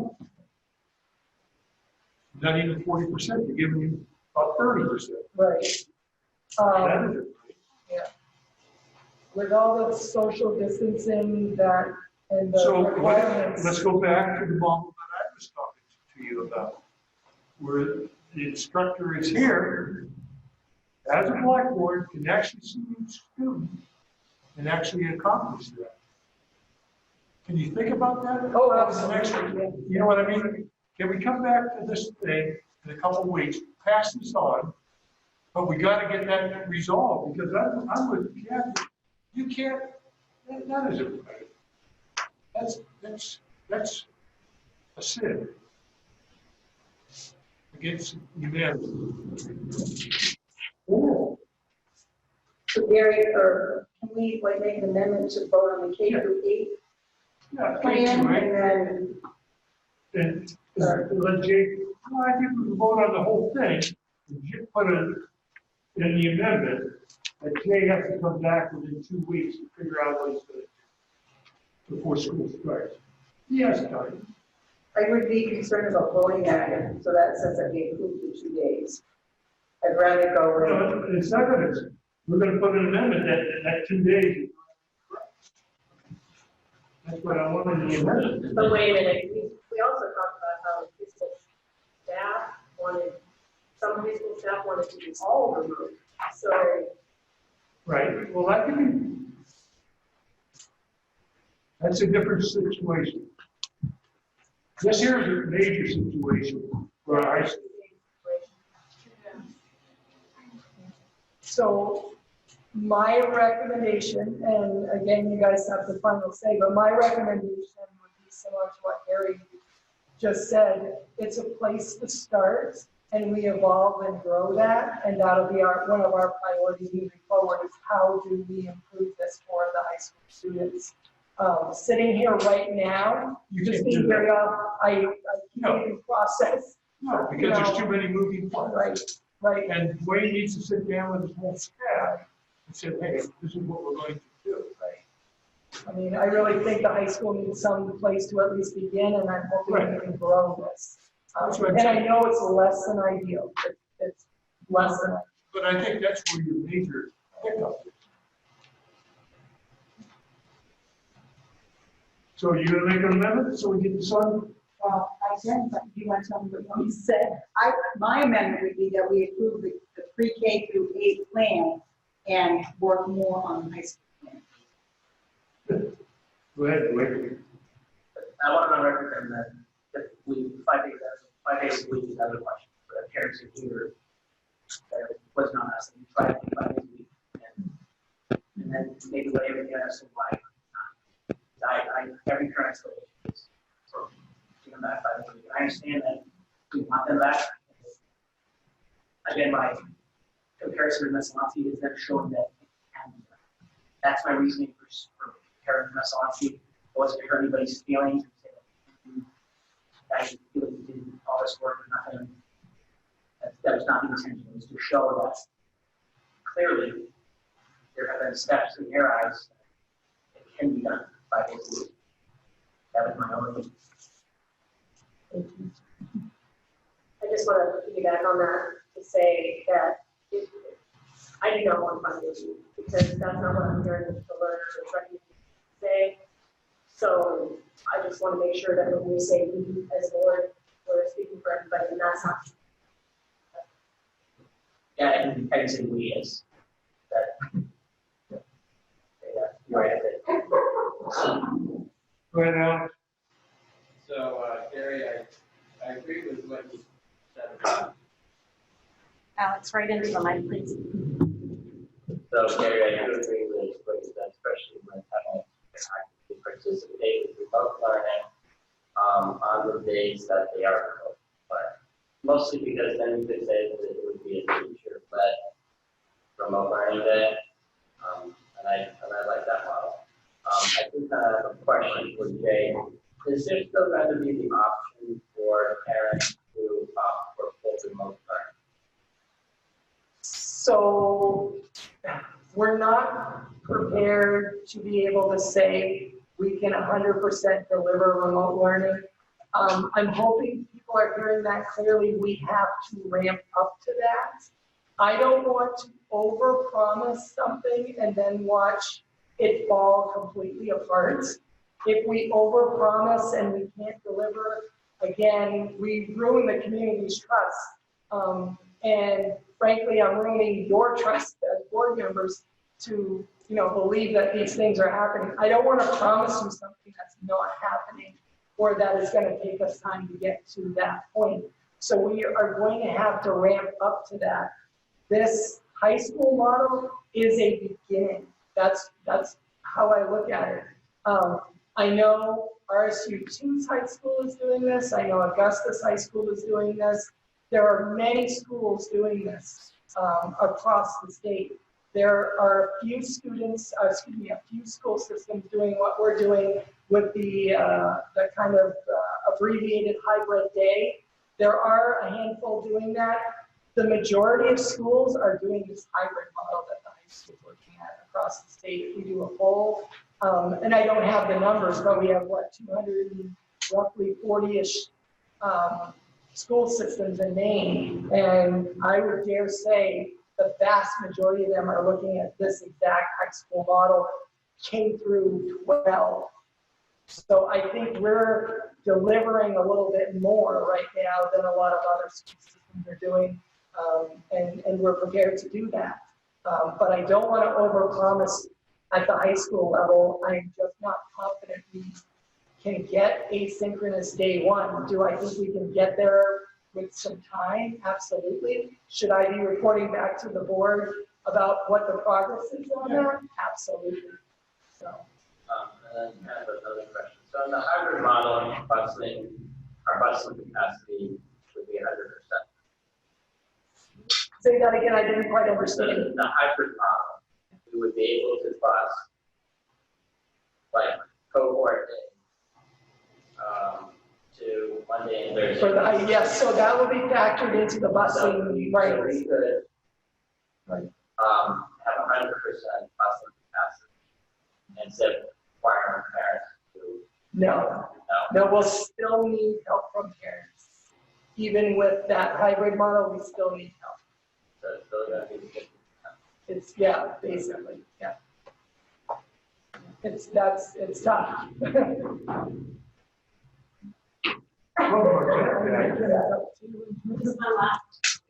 the last thing people ask me is to say out loud. So the 6 requirements from the state on the framework for opening. Yep.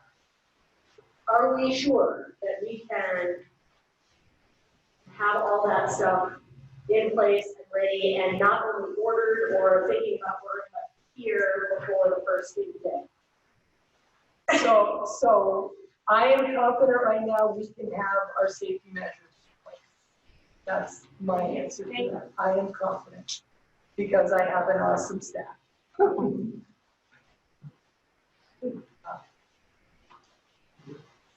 Go ahead. Yep. First off, I think it's wonderful our hiring success. I'm sure that will be very valuable and wish you luck. Secondly, I'm a high schooler to say that we have only one job, and that is to vote on what is going to for us. Without considering what we do outside of this room is impossible. As a parent, I want to know details. As a board member, other parents ask me to ask for details. So even though maybe asking for details as board members, it is not due to lack of trust or anything else, because we also have a job to serve the community and the community wants to. I found it very helpful, both from Ms. Watson and Kristen and Burroughs and Abby, everybody who gave you the details that helps me picture, I guess, what the days look like for all these students. So that being said, I also think that to say that we should not compare ourselves to other districts at all would be a mistake. I think best demonstrated practices whether it be from a college or from another school, even though they may not be the ones that are closest to us. I still think it can offer us some valuable input or insight or some things just to consider. I think if we think that we have all the brains in the world in this one district, and we can't look at somebody else's opinions and what they're doing and take that as just that food for thought, so to speak, or that's demonstrated practice, or something that has worked for someone else, and that maybe we can try instead of reasons why it can't work, figuring out if they're able to do it, are there ways that we can make it work, whether it be we need more money, we need more staff, whatever it is, instead of always focusing on why it can't work. I feel like I'm hearing that a lot. We can't do it because of this, we can't do it because of this, we can't do it because of this. Instead, we're not able to yet because of this. Could we look into some reasons to try to make it work? I don't know why I always focus on what we can't do because. Instead of, and maybe that hasn't looked at, that is not to say, again, none of this has to do with not thinking that our teachers aren't working. I witnessed it, I know how hard these teachers work, and I appreciate everything that they do, but I think the fact that we want our kids in school 5 days a week shows how much better they are at teaching than we are at teaching our kids at home. It just is. So just to be said. And then lastly, I am, because I didn't have a high school student, I am still concerned, both with the only 2 days a week, as well as there seems to have been a lot of studies showing how much students lose over the summer, and looking at an all black for a couple months and then all gold for a couple months, seems like that summer loss will basically be happening all year long. Because there are studies that show that kids lose things. And if you ask any of the teachers, they say, well, we spent the first month of school after the summer teaching them everything that we ended the previous year with. So a second grader isn't really a second grader until at least they're not doing second grade work until a month or more in. So I am a little bit concerned about that. The safety reason, I really appreciate that information about that. And clearly it does help. I can see putting a pod together exposes you to less people. But I don't know, I guess with how limited the cases are here right now. I guess I'm just curious as to how they're not going to experience that quote unquote summer loss if we're switching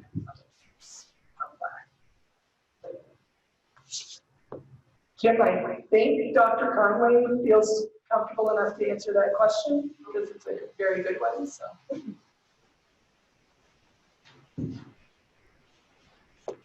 Yeah, I think it's a great question. Part of it for us is really, we have many semester classes, so there won't be a loss with that. If it would have naturally been changing classes every semester, they'll have it full time for, for a given period of time. So I'm starting school, and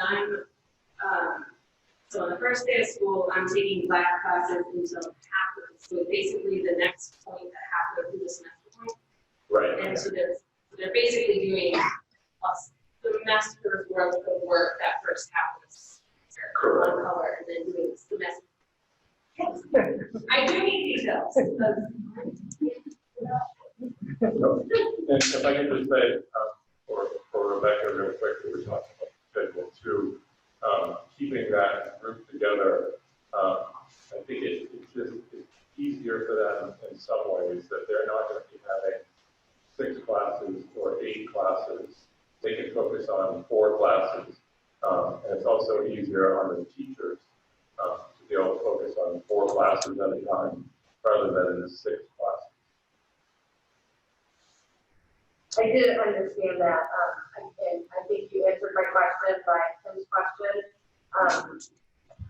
I think I was understanding that first half of the semester was just half of that class, and then they would finish it after another chunk of time had gone by, but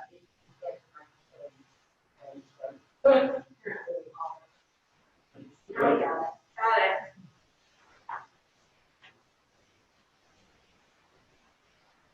So, so we are voting tonight on this plan, and this is going to probably evolve and change, correct? Yep. So this is just the starting point. for everyone. That's exactly what I'm hearing from the board tonight, is we want to join this plan and evolve this plan, but it's a starting point.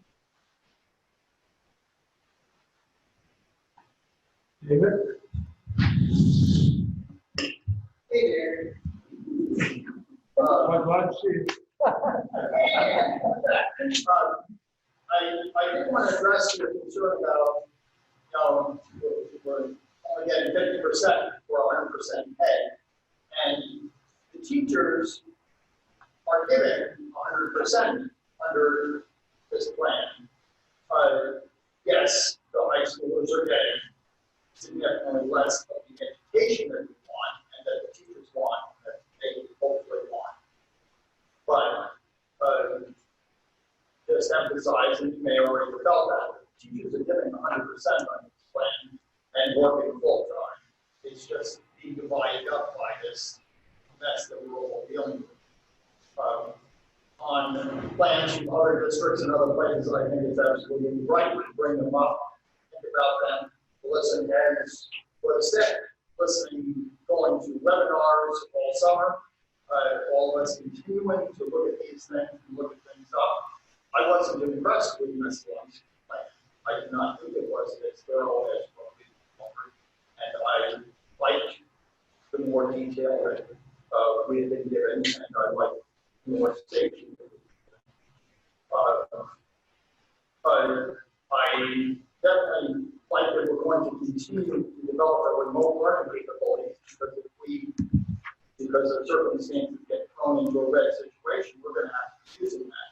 So, Especially on snow days. yeah, even on snow days. And the wording, certainly, as Kim pointed out, could be different on what's been done, because what we've been presented with, I would put in a different perspective.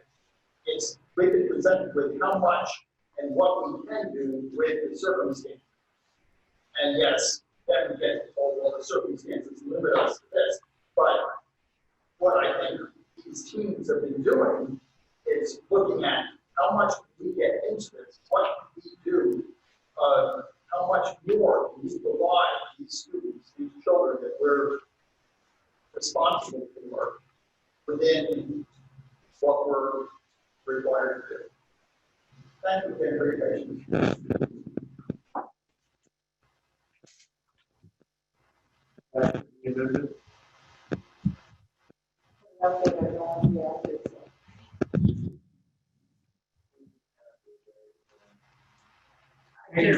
Yes, Can you reiterate? To approve the pre-K through 8 plan as presented and to ask the high school to work a little bit more on the details of it. To include more than just 2 days. I can't. So more specifically, it's to improve the remote learning part. No, it's not about remote learning. It's about having kids have more in-person instruction. From what I'm saying, I can't approve something that's only, we're going from 32.5 hours of in-person time at the high school to 10 hours. And I know that's not all instructional time, so it's not even 10 hours a week.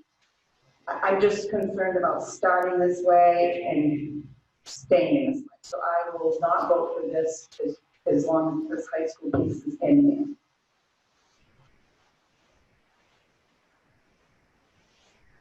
All right, I'll second. we're going to take a vote on the amendment. Go ahead, David.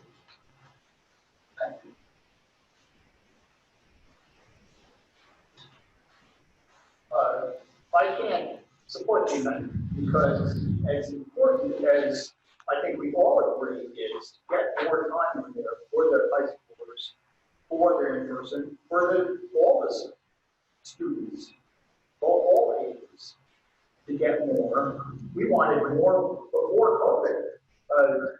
We wanted them to be able to grow more and learn more. But this is what has been worked out that will allow for the safety that we're required to give with the high schoolers and with the teachers related to them, and all aspects of this plan, as has been admitted, as we all recognize, are going to have to change as quick as we can, as quick as circumstances allow. I don't see, I think teams have already pushed themselves very hard to get us beyond to partial days of learning for the high schoolers. But I think we need to start with that.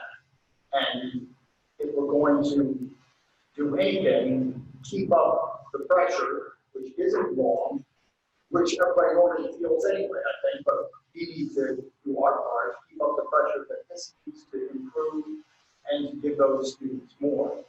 But not to throw a wrench into the whole works by delaying the plan right now.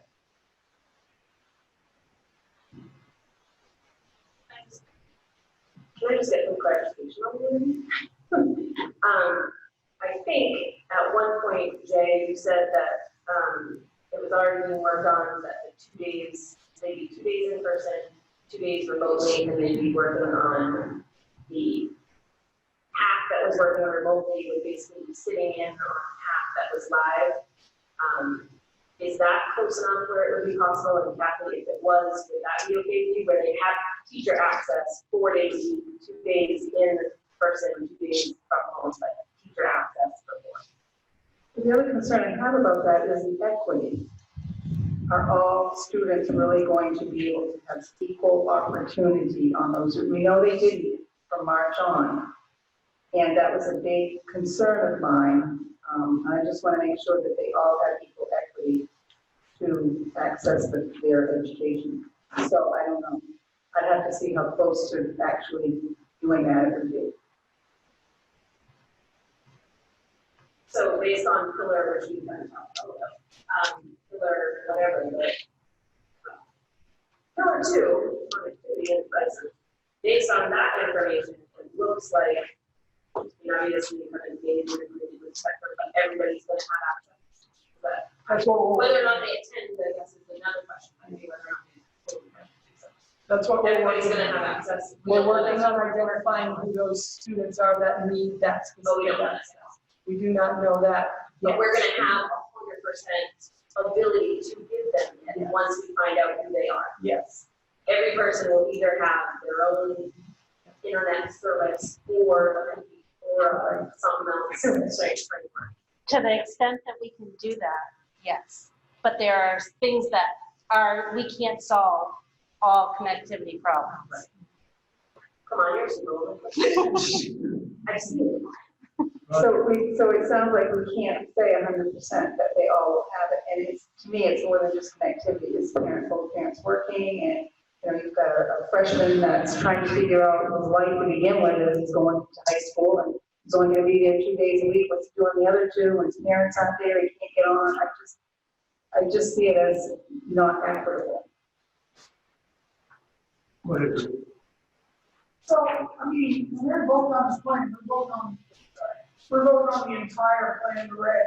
So, there's been a lot of events and dealings with no intention, but we're not ready for the red plan. If the state came out next week and somehow COVID or all these fevers, all these people needed COVID-19 tests, but you can't get, that's proven fact. Right, we're gonna come back to the equity issue. We have some teachers who can do it, but we have some teachers who are not ready to do it through no fault of their own. They're just not there yet. So that's being very honest. We need to ramp up to that. Again, I don't want to over-promise and try and then not deliver. Where it's gonna take time to ramp up to that. And while that's going on, this is remotely is the best we can offer. So if you don't, if you pass this amendment, the high school stale hanging out there, and we've got no plan for them right now. We have a KDE plan, we don't have a high school plan. And I know time's of the essence, and I know the pressure everyone in this room is sitting under. So I don't mean to belittle anything. I want people to know there's a lot of heart and soul in this. It's the best we can do right now. If we start pulling the plan apart, we are going to have a lot of difficulties, self-imposed difficulties. We can ramp up, I sincerely, wholeheartedly believe that we can ramp up to that synchronous and asynchronous learning. I'm not going to sit here and lie to the public that's listening, lie to the board members that are sitting here and say, we're ready to go, bring it on. I have to be truthful about where we are as a district. We have people who are ready, we have people who are not ready. The goal is to get 100% ready and to ramp up for that. Go ahead, Sean, of course. I have no doubt that RSU 38 can, but just look at history of the state. They pulled the plug on restaurants, hotels. There's thousands of people who are going bankrupt today because of no fault of their own. There's thousands of kids around the state who are being punished because of no fault of their own. And come December, you look at other states, as soon as kids start getting flu, it might not even be COVID. Kids, 100.04, 100.4. I mean, kids are going to have those temps. They're going to, CDC, whoever is going to say it's COVID. Those kids need to be in the classroom as much as they can now. That's where I'm coming from. 5 days a week. We're asking for 25 hours of teacher time. Teachers are contracted for 37.5 hours. If I read the contract right, maybe I don't have it. I was on the 37.5 hours. I mean, kids, there's kids on the other end of the spectrum. There's kids that are scared. There's kids like my own who have, my son has gone to 4 different hockey camps, plays hockey 2 days a week. There's hundreds of hockey teams playing. There's 72 basketball teams playing right now. Those kids are touching each other. I haven't seen, I checked with the softball. There was one girl from New Hampshire that caught COVID. I get people are scared.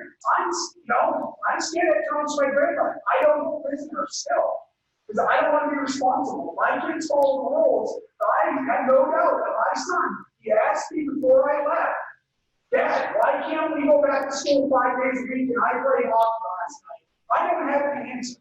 Either COVID is a larger problem than RSU 38. Either COVID is a problem and people need to be safe, or it's not. And kids, I don't think it's ended, and kids need to be in school 25 hours a week.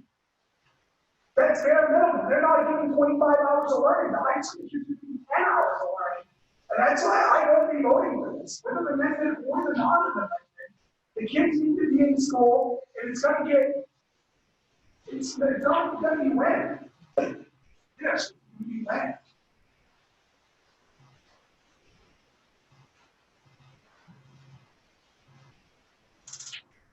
So we're up to the amendment. Any more comments? We're going to take a vote on the amendment. So to be clear, the amendment is to approve the plan for pre-K through 8th grade and to send the plan back to the high school for further review. Betty does have her hand up. Oh, okay, sorry.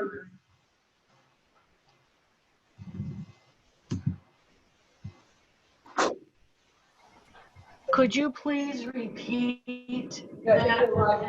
I haven't heard the whole thing yet. I got it. Go ahead. Could you repeat that amendment, please? I haven't heard the whole thing yet. The amendment is to approve the plan, pre-K through 8, but send it back for further review at the high school. Is what I understood. Correct me if I'm wrong. To get the above 10 hours. Yeah, I was going to say to increase the Instructional time above 10 hours. So we'll do a roll call vote if you're ready. very first to call it. So everyone okay, is everyone clear on the amendment before we do the roll call vote? It's like, I'm clear on the amendment, I'm confused, so we don't vote on the first thing at all? this is the amendment. Because it's amendment. If the amendment passes, then we're done. If the amendment doesn't pass, then we're going back to the full plan. Right? Everyone good with that? Just making sure before we do the roll call vote. Okay, here we go. So this is on the amendment. So Kim, you're the first vote. God, pressure. Can I go back if it's roll call vote? So I'm voting on the amendment, which would be yes to K-8, basically no to high school. It's the high school's going down. Yes. Oops, sorry, the wrong box, I apologize. Wendy? I agree with Kim, this is a lot of pressure, but we have to start somewhere, so I'm going to say yes. Dane? No. No. Kathy? Yes. Melissa?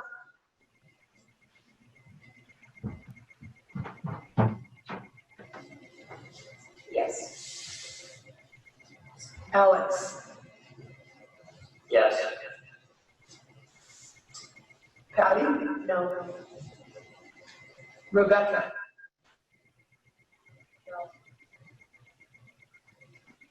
Betty? No. Sean? No. Gary? Yes. And David? No. Okay, let me total our votes, give me just a second.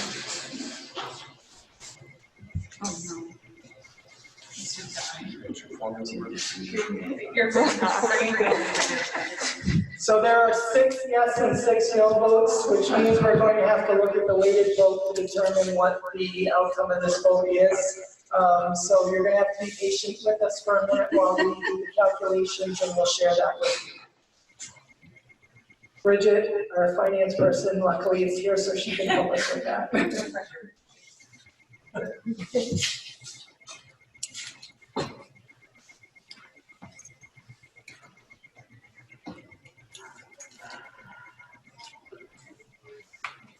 That's right.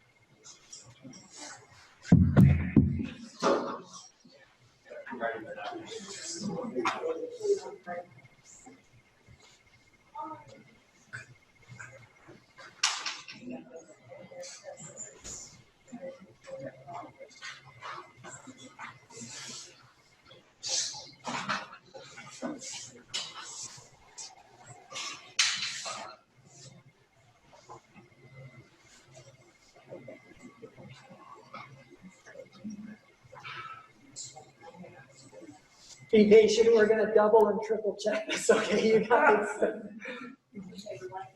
Yeah.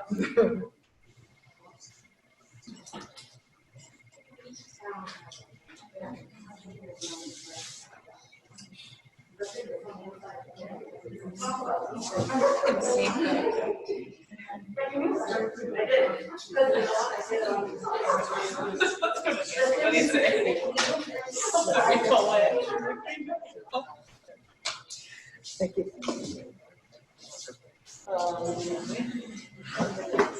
I'll defer to you, Dr. Carr. Should we wait for Alex to be back in the room before we ask the vote? Okay. So, This is a business meeting. so with the weighted vote, it comes out to the yes vote comes out to 440.49, I apologize, you guys. And the no vote comes out to be 479.0, so the amendment does not pass at this time.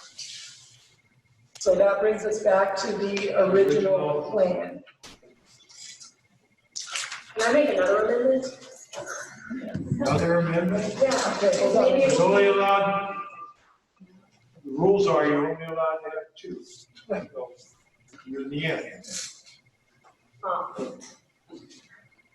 I just want everybody to understand it. Well, if it's okay with this, then I'd like to. Go ahead. Okay. Yeah. I would like to make an amendment that we accept the plan as presented, with the exception that we try to get more instructional time in some points for the high school. And have let the high school not say we're going to be more days in class or not going for that kind of thing, but just think about how there could be more teacher contact and come back to us basically or something. That's the same as the last one. No, it is not. So can you kind of say that succinctly for me, so we have a clear motion here?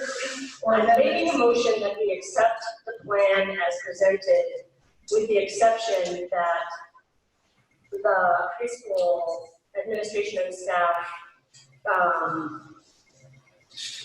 look at how there could be an increase in teacher contact for students in whatever form. I feel like that's different than what was already amended.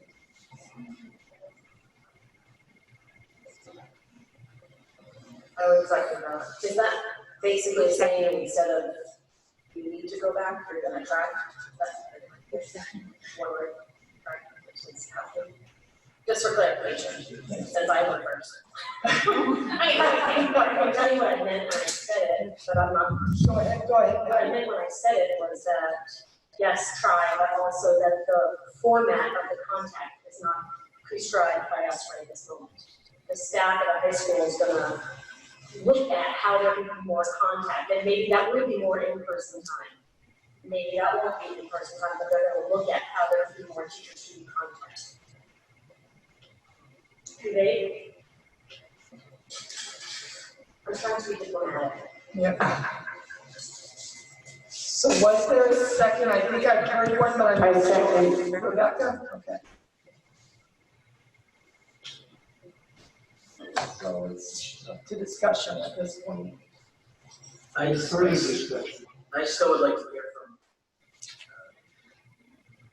maybe someone from the elementary staff if they're willing to pretty much tell me that 5 days is impossible. You can't do it. This is why. Or I think maybe it is. But when we look at it, maybe we have some wiggle room there. That's where I'm at. And I fully trust my principal. So, I'm not comfortable asking any principal to get up and defend that at this point. I don't think they came prepared to be able to answer that question. And I think it's wrong for me to expect them to defend that. That's my job. And if I haven't done a good job with that, then I haven't done a good job with it. So I'm not going to ask the principal to get up and try to defend that at this time, because it's not fair to them. Go ahead, Rick.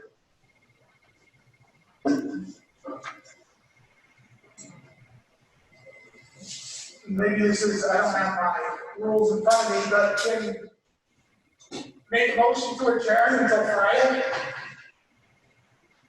Good, get some of these questions answered. I feel some of these questions are legit, and I would give a couple days to get some of these things answered.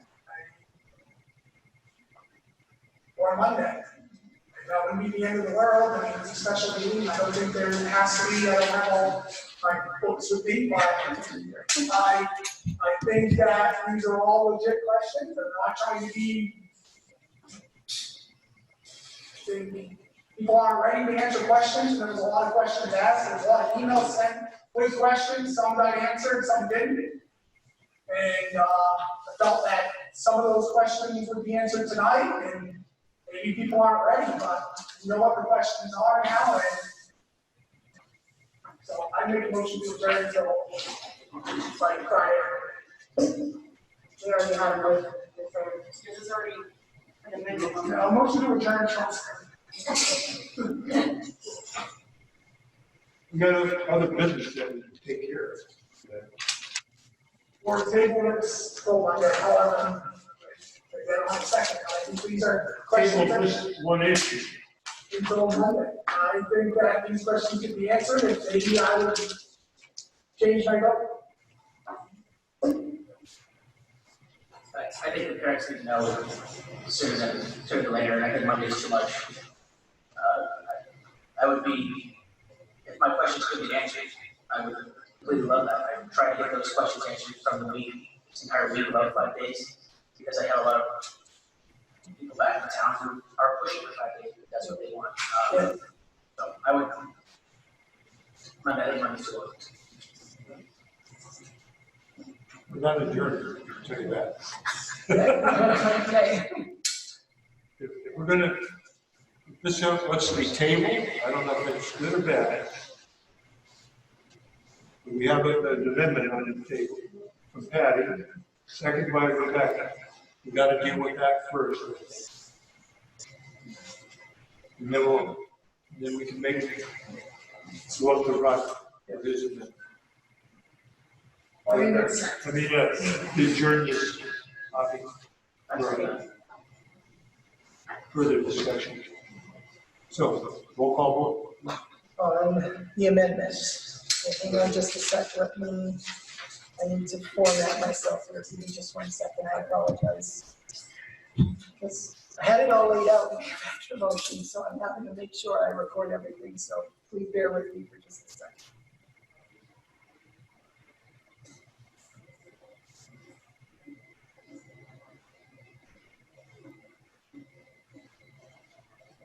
You want to speak?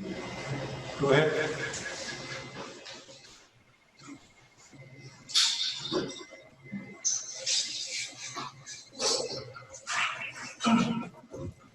So, do I want to speak? I really appreciate everybody looking at this, the vote that we just had, the yes votes, no votes, whatever. You know, everybody in this room is supporting kids. We're all looking at how to get them in as much as possible with the best instruction possible. At the high school, we have 370 kids. I think there's 92 staff members when you take into account the different positions. That's a lot of bodies in a building. And we could, I don't want to overpromise or overspeak. I'm sure there might be a way to get everybody in. We haven't found a good way to get everyone in there and have them have some viable instruction. It's a very difficult numbers game, particularly when you have people moving classes in with special instructors that really high schools have, right? Nobody in this room can teach all the courses or half the courses that we have in high school. Really unique stuff. I appreciate people looking at the plan. I would love the opportunity to work with my staff to look a little more at the plan personally. I would love to have the plan approved. I don't know where we're at with everything, but be able to come back in a couple of weeks and try to look at getting special cases in there. Students without connectivity, having them there, having maybe even looking, Kathy mentioned freshmen, maybe even looking at freshmen, something like that. I would love that time to work with my staff. At the end of the day, thank you all for working with me.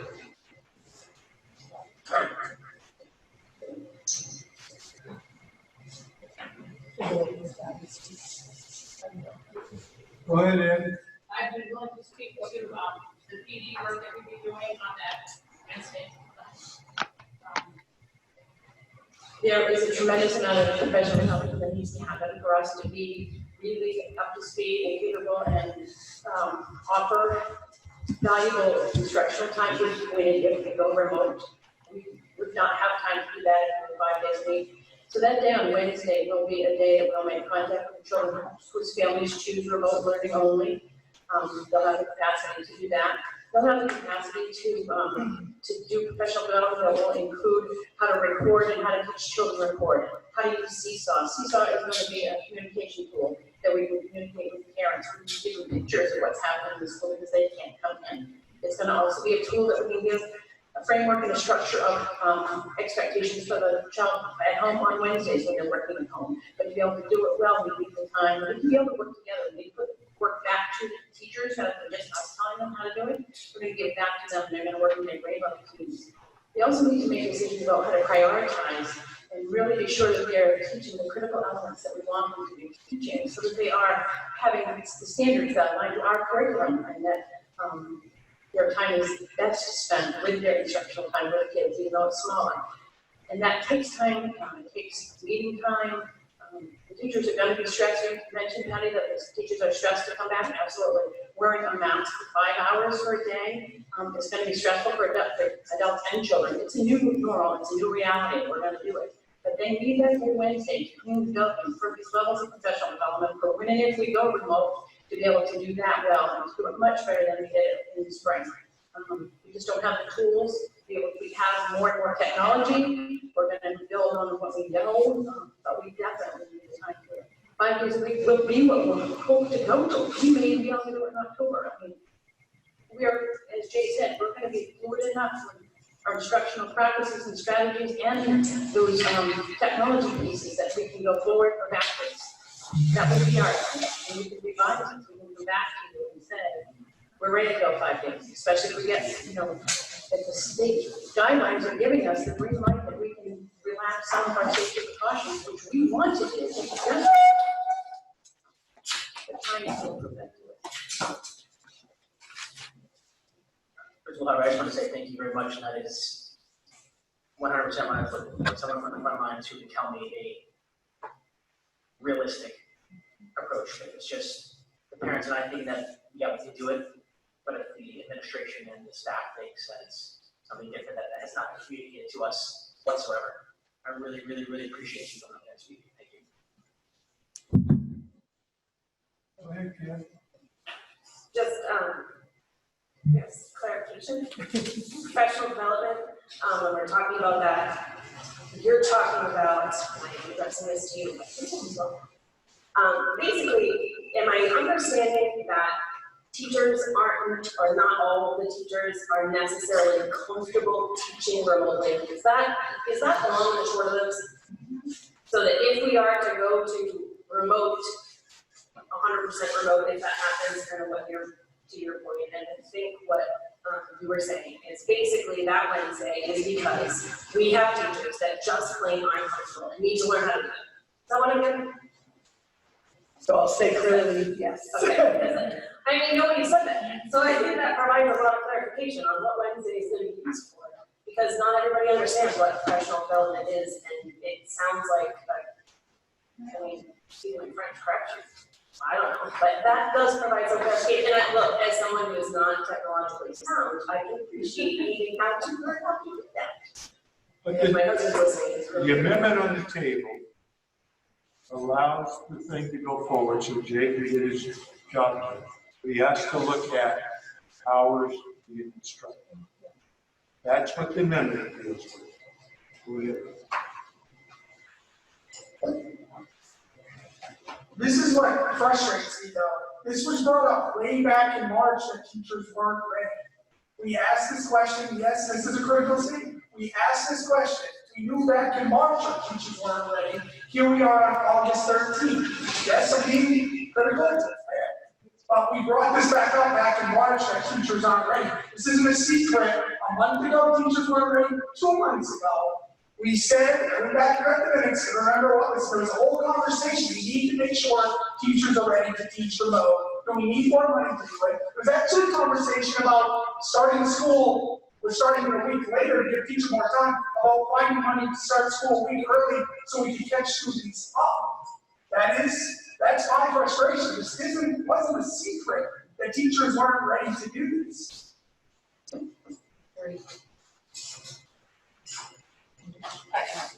Do you want to? Are you okay to recognize? Janet? No, I don't know.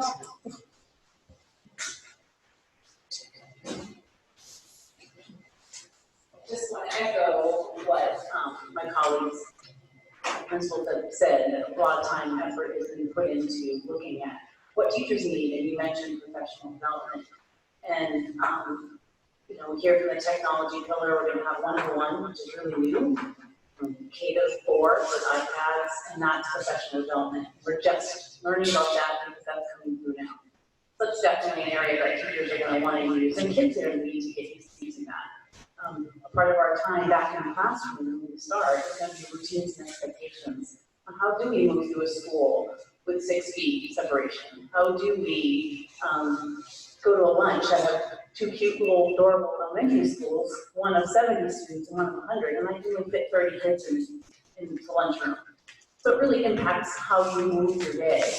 And so that's a structure and routine that takes time. So we want to teach kids a lot of new learning for kids on how to move through our day, a lot of new learning on how to use Dreambox or math programs that come online, Lexia, how do they get online, how do they practice that in school, how do we take these devices home, and that's something that can happen. So we can really be fluid with that. And I know that you're right, I did hear that we need PP and professional development, and that's another thing we really want to focus on that Wednesday, just so that our teachers and our kids and our families are all on the same page. And the communication platform with Seesaw. And I think that was a big part of the 4 days. And also the deep cleaning of the school.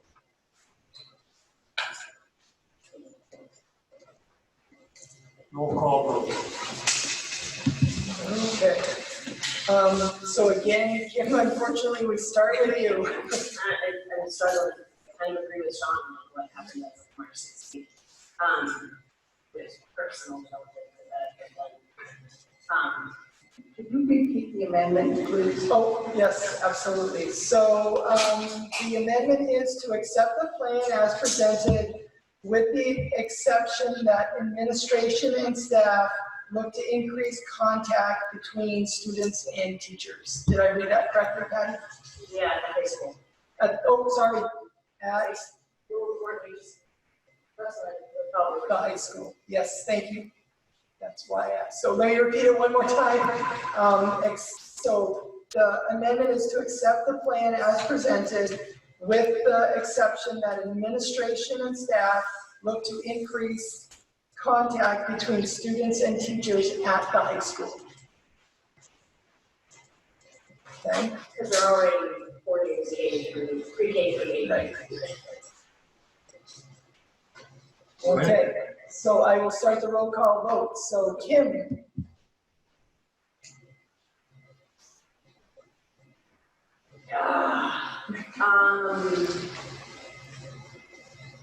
Really was the person who did that, so sorry. The vote was? No. No, thank you, Kim, I'm sorry, I don't do that tempo. Wendy? Could you repeat it again, please? Yep. Accept the plan as presented with the exception that administration and staff look to increase contact between students and teachers at the high school.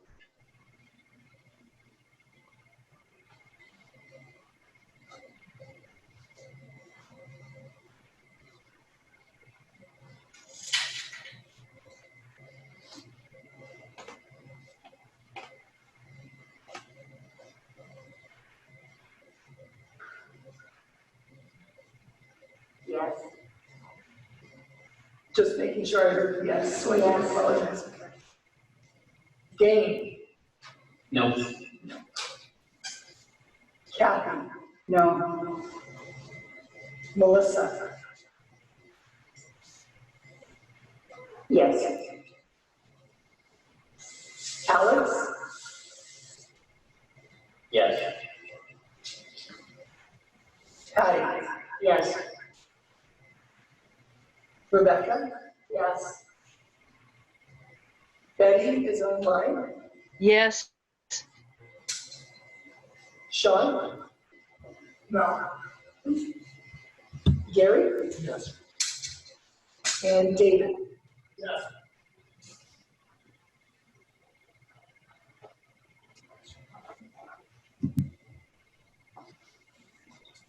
So just double checking, Bridget can, I had a count of 8 yes and 4 no. So it would pass. Okay. So we'd be on to the calendar. Yes, well, you people are, thanks for coming. We're gonna go on to the next business item here.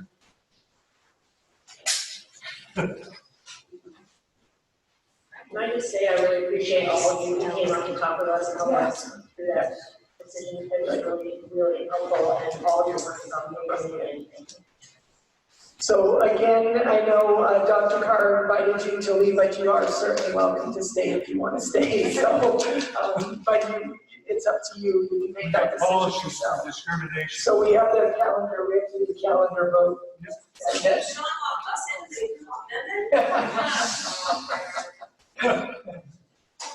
Do you want to keep the recording going? Yes, please. Yeah.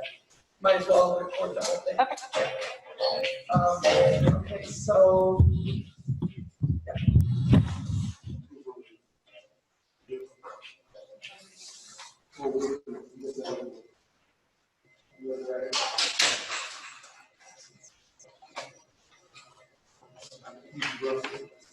So we'd be up to Hang on just a minute, hold on. We're gonna give out what happened in the policy meeting. We have to do the calendar first, Gary, and then we'll do the policy. Why is the calendar gotta be done first before I? Because that's the way it is on the agenda. Sorry. It's 3A. I move to approve the revision up to the 2020-2021 calendar. Second. Go ahead. So why the early releases on Fridays when we're not going to school on Wednesdays? So that's, we're going to be going month by month and we're going to go month by month and looking at the need to remove those early releases because of what you just said. If our plan is running at 8 to 1, then there is going to be no early release. We'll remove those from the calendar. Thank you. Yes. So as you're looking at the calendar also, please know that we removed the late starts for the high school as well. And I expect that through the course of this year, going back to Sean's question, that we will be coming back to you with calendar revisions around those early release days and potentially around those workshop days. But I think we have to keep flexibility right now, and we will address them a month ahead of time so we can make those revisions. I fully expect we're going to be eliminating all the early releases, but tonight I'm just recommending the September one be removed.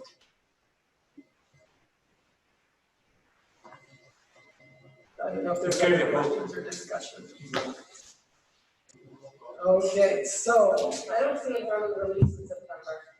it was removed. That's the one that's removed. Yeah, we removed that one out. So here we go. Kim. No.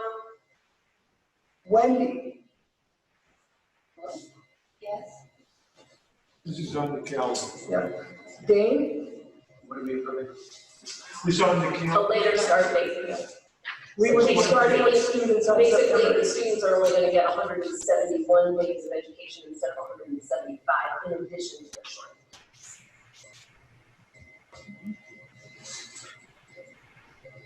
And that's because we moved the start date. Yes, right, that's why the calendar is important. Because we're looking at the student start date to be September 8th. Yes. Kathy? Yes. Melissa? Yes. Alex? Yes. Patty? Yes. Rebecca? Yes. Betty? Yes. Sean? No. Gary? Yes. And David? Yes. So the vote, the calendar passes and the vote is 10 yes and 2 no's. Thank you, everyone. Now we're on to policy. Committee. This has nothing to do with gender here. It was not. Okay, so policy committee board report. Wendy. So the policy committee met Tuesday, August 4th at 6:04 p.m. to discuss the recommended updates from Maine School Management Association and Young Citizens on three district policies directly affected by recent Title IX rules changes. The rule changes take effect on August 14th, 2020. The MSMA further recommended that school boards consider suspending procedural rules pertaining to the adoption of Title IX policies, which means that we should suspend the second reading requirement and adopt these policy changes outright. The 3 policies were included in everyone's packet. They are as follows: Policy AC, non-discrimination, equal opportunity and affirmative action; Policy ACAA, harassment and sexual harassment of students; and Policy ACAD, harassment and sexual harassment of school employees. Our title counselor and affirmative action officer is Kate Taylor, RSU 38 Human Resource Manager. The policy committee voted unanimously to accept all changes by the lawyers and MSMA and bring these 3 policies to the board for immediate approval. Second. Hang on.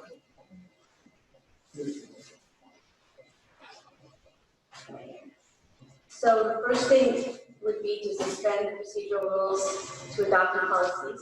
So I move that the school board suspend procedural rules pertaining to the adoption of Title IX board policy. Second. That was Kathy, thank you. Roll call. All right, Kim. Oh, sorry. Thank you, Kim. Sorry, does that mean it's a permanent suspension or is it a temporary suspension just for this vote? I didn't hear any false. Just for this vote, just for these policies, these. Just for these policies here. Yeah. Thank you for that clarification. All right. Kim? Yes. Wendy? Yes. Dane? Yes. Kat? Yes. Melissa? Yes. Alex? Yes. Patty? Yes. Rebecca? Yes. Betty? Yes. Sean? Yes. Gary? Yes. And David? Yes. Passes unanimously. So we can move to 3C. I move to adopt policy AC, non-discrimination, equal opportunity, and affirmative action, as revised by the policy committee. Second. Any discussion? Roll call. Kim? Yes. Wendy? Yes. Dane? Yes. Kathy? Yes. Melissa? Yes. Alex? Yes. Patty? Yes.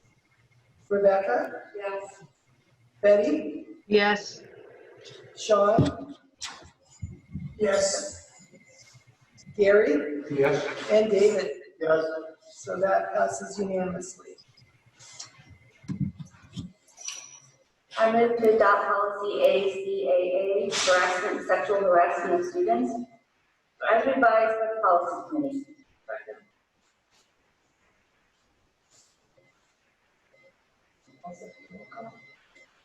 Any discussion? Roll call. Kim? Yes. Wendy? Yes. Dave? Yes. Kathy? Yes. Melissa? Yes. Alex? Yes. Patty? Yes.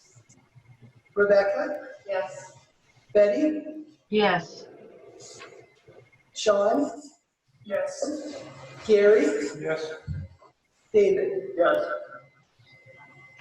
One more.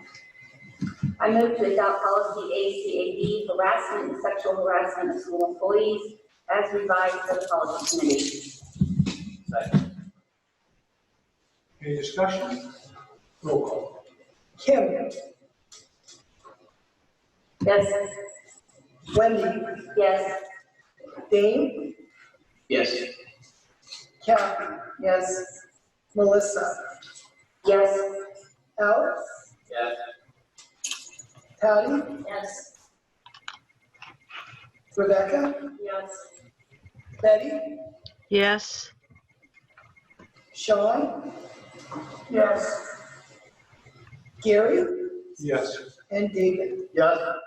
And that passes unanimously as well. So that brings us to number 4, executive session. Need a motion for that. I move to go into executive session to consider labor contract negotiations between the RSU 38 board and the RSU 38 bus drivers pursuant to 1 MRSA 40516. Second. I apologize, we have to do a roll call vote. Kim? I mean, why not? Yes. Wendy? Yes. Dane? Yes. Kathy? Yes. Melissa? Yes. Alex? Yes. Patty? Yes. Rebecca? Yes. Betty? Yes. Sean? Yes. Gary? Yes. And David? Okay, so We're gonna, we have to review that. yeah, I'm gonna take care of that right now. So all of the people online at this point will need to log off. The only one that's gonna stay on will be Betty Morrow, the board representative. If you would like to, we will be coming out of executive session a little bit after the discussion, and if the potential is there to log back in, but we would have to notify you. So if you are interested in finding out what the vote is after the executive session, they can stay in the waiting room. Stay in the waiting room that we are going to be setting up. If you're okay and just leaving, and that is totally fine. We will have to wait, guys, until the Okay, wait, I gotta bring people back. Sorry, let's give Diane a chance to see if there's anyone in the waiting room. There.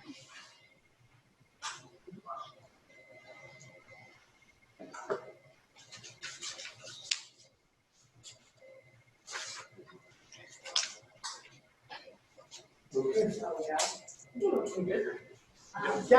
we're ready for the motion. I move to accept the labor. Can you, do you have your mic on? And take your mask off? Thanks.